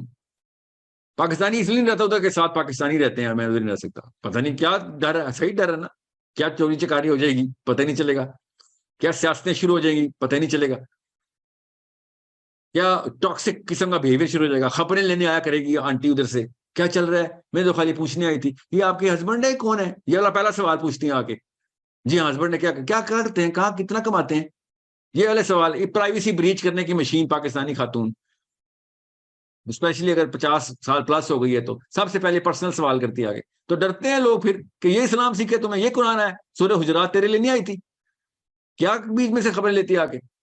या आदमी भी, लिटरली आदमी भी, मैं खाली औरतों को ब्रांड उन्होंने बहुत अच्छी तरीके से हाईलाइट किया है, ये ब्रांड ज्यादा मशहूर उनकी वजह से हुआ है। कोई भी बात हो, कहाँ जा रहे हो, कहाँ से आ रहे हो, ये लोग डरना शुरू हो गए, और फिर चलो ठीक है यार आप तजस्सुस के मारे हुए हैं, बहुत सवाल करते हैं, तो बाकी का अखलाकियात तो दुरुस्त कर लेते, फ्रॉड आपने करना है, कोई इल्म की बात हो जाए है हमें तो नहीं पता, ठीक है, और अगर नहीं पता तो सीखना है, नहीं सीखना भी नहीं, आप वो कौन होते हैं मुझे सिखाने वाले, अपनी पहले शक्ल देख आगे से ये जुमला आएगा। तो this is the kind of culture में ब्रीडिंग इन, ना इल्म सीखना है ना बढ़ने देना है, और बल्कि तानों की मशीन गन बच्चे को हाथ में पकड़ाई जानी है कि बेटा तू तानों का अलकायदा है, तू तानों का यूएस मरीन है, तू मोसाद CIA से भी ज्यादा ट्रेंड है कि ताना कैसे कसेगा और लोगों को एनालिसिस कैसे किया करेगा। आंटियां दीवारों 6-6 इंच की दीवारों में से हाल जान लेती हैं हमसायों के घरों का, नाम पता होते हैं उनको, लिटरली लोगों के बच्चों के भी, फलां वहां पे जाता है, फलां स्कूल में जाता है, फलां के इतने कजन है, ये लड़की उस दिन वो कल कपड़े पहन के एंटर हुई थी, उसको उस गाड़ी से निकली थी, पूरे के पूरे अपार्टमेंट बिल्डिंग में टोरंटो में जब पाकिस्तानी आंटी आती है और CIA की मशीनें लगी होती हैं, CIA वाले थक के मर जाते हैं कि यार हमारे पास इतनी डिवाइसेस नहीं है जो इतनी इंटेल रखी, और पाकिस्तानी आंटी कहती है फिक्र ही ना करें, मुझे बस आधा घंटा दे दें, एक दो मुझे देखने दे कहाँ से गाड़ी एंटर हुई कहाँ से गई, और पूरे खानदान का नक्शा मिल जाएगा। वो बेचारे मारे मारे फिर अरबों डॉलर लगा के, उनको नहीं पता चलता, हमें लेकिन सारी खबरें पहुंच जाती। सो ये कहां से हो रहा है, ये हमारी नस्ल दर नस्ल ट्रेनिंग से हो रहा है। एक नस्ल में इतनी एक्सपर्टीज नहीं आ सकती है, 30-40 नस्लें मिलकर उन्होंने PhD कराई हमें इस कल्चर की, तो लोग डरते हैं ना फिर कि ये कुरान सीखे आपने। मैं अभी खाली कल्चरल सोशियोलॉजिकल एस्पेक्ट बता रहा हूं, अभी आते हैं मैकेनिकल एस्पेक्ट के ऊपर, बताता हूं, फिर मैकेनिक्स खोलता हूं, आपको पता चले कि किस बात के आंसू खून के निकलते हैं अरब में, हो क्या रहा है इधर। पाकिस्तानी जितना पाकिस्तानी से डरा हुआ है, दुनिया में कोई कौम पाकिस्तानी से इतनी डरी हुई, क्योंकि हम दोनों को एक दूसरे का पता होता है कि you are equally deadly man, even more, ठीक है। और पाकिस्तानी खातून जिस तरह पाकिस्तानी खातून से डरती है, वो हक है असली डर का, असली डर का हक अदा करती है, क्योंकि दोनों को पता होता है कि पता भी नहीं चलेगा और पूरा खानदान खत्म भस्म कर दूंगी, एक मुंह से जुमला निकलना है और 30-30 नस्लें याद रखेंगी, क्योंकि कारी जरब लगाती है, she knows exactly where to hit, how to hit, when to hit and how much to hit, how many times to hit. ये वाली कम्युनिकेशन, ये वाले टेक्निक्स, इसके ऊपर हमने मास्टरी किया। लोग कहां से कहां पहुंच गए दुनिया के मसलों को सॉल्व करते हुए, और हम इस वक्त देख रहे हैं कि आपके हस्बैंड पैसे कितने कमाते हैं, ठीक है, तो ये घर अपना है या किराए का है? पहला सवाल पाकिस्तान में कोई भी कहीं एंटर होता है ना, ये हालात हैं हमारे, ये कुरान पाक ये हमने इम्प्लीमेंट किए। तो बाकी के गुनाह तो छोड़ें, अभी स्टेटस को के गुनाह, ये मैं बेसिक्स बता रहा हूँ जिसपे इंसान और जानवर में क्वालिफिकेशन होनी थी। So this is a problem that only next generation is going to solve. Stop this machine from the last 100 years, and that's the only way कि अगले 100 नस्लों को ठीक कर सके। तज़हीक ठीक है, आप बहुत बड़े मुतकब्बर हैं, तज़हीक करें, और खुद तो अपने आप को तो इल्म की तरफ लेके आओ, नहीं मैंने खुद भी इल्म में नहीं आना। तो ये एक ऐसा मसला है जो कि जड़ में बैठा हमारी, वो हटाना है कि बेशक आप अबू जहल हैं, आप उमैया बिन खलफ हैं, अबू जो भी हैं, आप मुतकब्बर तरीन आदमी, फिरौन खुद हैं आप ये बताएं आपको बेसिक्स क्लियर हुई हैं कि नहीं? ये सवाल अगर हम अपने ऊपर अपना मुहासबा शुरू कर दें तो एटलीस्ट अगला बच्चा फिरौन नहीं पैदा होगा। मुझे पता है ना, मेरे साथ जो भी हुआ पिछली 3 नस्लों ने किया उसके असरात तो आएंगे। उसको मैं किस डेवलपमेंटल साइकिल पे डालूं कि वो सबसे पहले मुझे बाइसेक्ट करता हुआ, मेरे दादा परदादा को बाइसेक्ट करता हुआ डायरेक्ट नबी अलैहि सलाम तक पहुंचे कि भाई यहां से मैंने सोर्स लेनी। मुसलमान तो कर रहे ना, हमारे नस्लों ने इतना बड़ा एहसान तो किया ना हमारे पर कि नबी इस्लाम की शनाख्त दे दी। हाँ तो ठीक है, आप पहुंचते ना उधर तक, जो गलत है उसको गलत मानेंगे, जो सही है सही मानेंगे। ठीक है, thank you so much everyone. I hope dose ज्यादा नहीं होगी, बट जरूरी है, बहुत जरूरी है कि ये दवाई हमें एक दूसरे के थ्रू मिलती रहे। ठीक है, और हम एक दूसरे का जो मामला है ना वो एक दूसरे के फीडबैक से दुरुस्त करते रहें। मैं आपको सिर्फ नफ्सियात का ही एंगल दे सक रहा हूँ आज, अगली दफा इंशाल्लाह अगली कुछ एक साथ में हम किसी और तरीके से इसको कवर करेंगे। एक प्रोग्राम साथ साथ चलता रहेगा, मिक्स मत कीजिएगा। मेरा हर प्रोग्राम एजुकेशन सिस्टम के बारे में नहीं होगा। हमने वंस इन अ वीक इंशाल्लाह 1 घंटा रखा हुआ है, आज 2 घंटे हो गए। Thank you so much and अस्सलाम वालेकुम व रहमतुल्लाह। मैं एक लास्ट, मुझे बार बार मैसेज आ रहा है कि इनका क्वेश्चन लेना है, नहीं वो खुद ही वो अनम्यूट हो गए हैं। ठीक है जी, सो आप में से अगर कोई अनम्यूट है तो मैं माजरत चाहता हूँ आपसे, अब वक्त खत्म हो गया। वी विल टॉक इंशाल्लाह इन द नेक्स्ट प्रोग्राम। से बात करें प्लीज। सर मेरी आवाज आ रही है आपको? जी मुझे आ रही है आपकी आवाज, मैं रिकॉर्डिंग बंद करने लगा हूँ। क्वेश्चन क्या आपका? सर मेरा क्वेश्चन बच्चों से रिलेट ही है। आपने इस सिलसिले में कभी बात नहीं की इस टॉपिक पे कि जो बच्चे जिनसी तशद्दुद का शिकार हो जाते हैं, फिर उनकी साइकी को कैसे ठीक किया जाए, जो बहुत ज्यादा आप समझ सकते हैं कि डैमेज हो जाते हैं।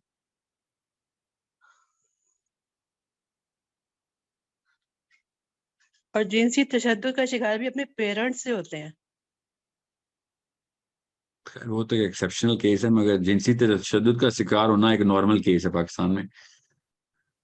ठीक है, इस पे मैं आपसे वादा करता हूँ अगर जिंदगी रही तो एक प्रोग्राम तफसीली जरूर करूंगा मैं इंशाल्लाह, क्योंकि बहुत जरूरी एस्पेक्ट है, बहुत जरूरी एस्पेक्ट है, स्पेशली लड़कियां, बहुत ही जरूरी एस्पेक्ट है। क्योंकि इसका साइकोलॉजिकल डैमेज जो है ना वो इतना विजिबल है कि अगर आप किसी भी पाकिस्तान के किसी भी साइकोलॉजिस्ट से पूछें, कोई से 10 साइकोलॉजिस्ट कराची, लाहौर, इस्लामाबाद, मुल्तान, पेशावर, जहां से भी उठाएं जो प्रैक्टिसिंग साइकोलॉजिस्ट है, उनसे कहें आपके पास जो ज्यादातर पेशेंट आते हैं एकेडमिकली बताओ क्या वो सेक्सुअल अब्यूज का शिकार थे बचपन में, जो कि मेजर प्रॉब्लम्स में आते हैं।